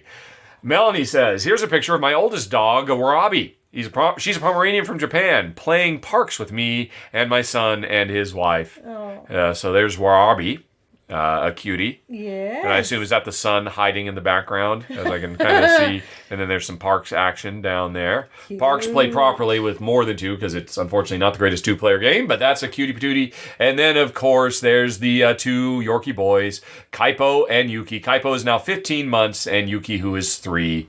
And they are, as always, adorbs. Totally super adorable. Cute. Yep. Super cute. Look at that. 15 months. That is ridiculously cute. Alrighty. And continuing. Excellent. Yep. So cute. And this picture, I couldn't tell you which is. I assume the one on the left is the younger one. Do you reckon? Oh, well, one's got shorter mustache than the other. other. That could just be a trick of the haircut, but adorable. Absolutely adorable. We've never talked about Yorkies. Why is that? I mean, they're certainly so convenient size-wise. Yeah, they are. You can take them on a plane and stuff. Yep. I think it's been on my radar. Just, having... how can it not be? Look at them. I know, they're adorable. Alrighty, and then Ross had to include a cat picture. Here is Vinny with a super amazing wit. Oh, Vinny! Vinny! Excellent taste. There you go. And that's what we will end it on, folks. Thanks, as always, for watching and or listening. We'll be back again next month. More questions at Rahdo.com. Talk to you later. So long. Bye-bye. Bye. Bye.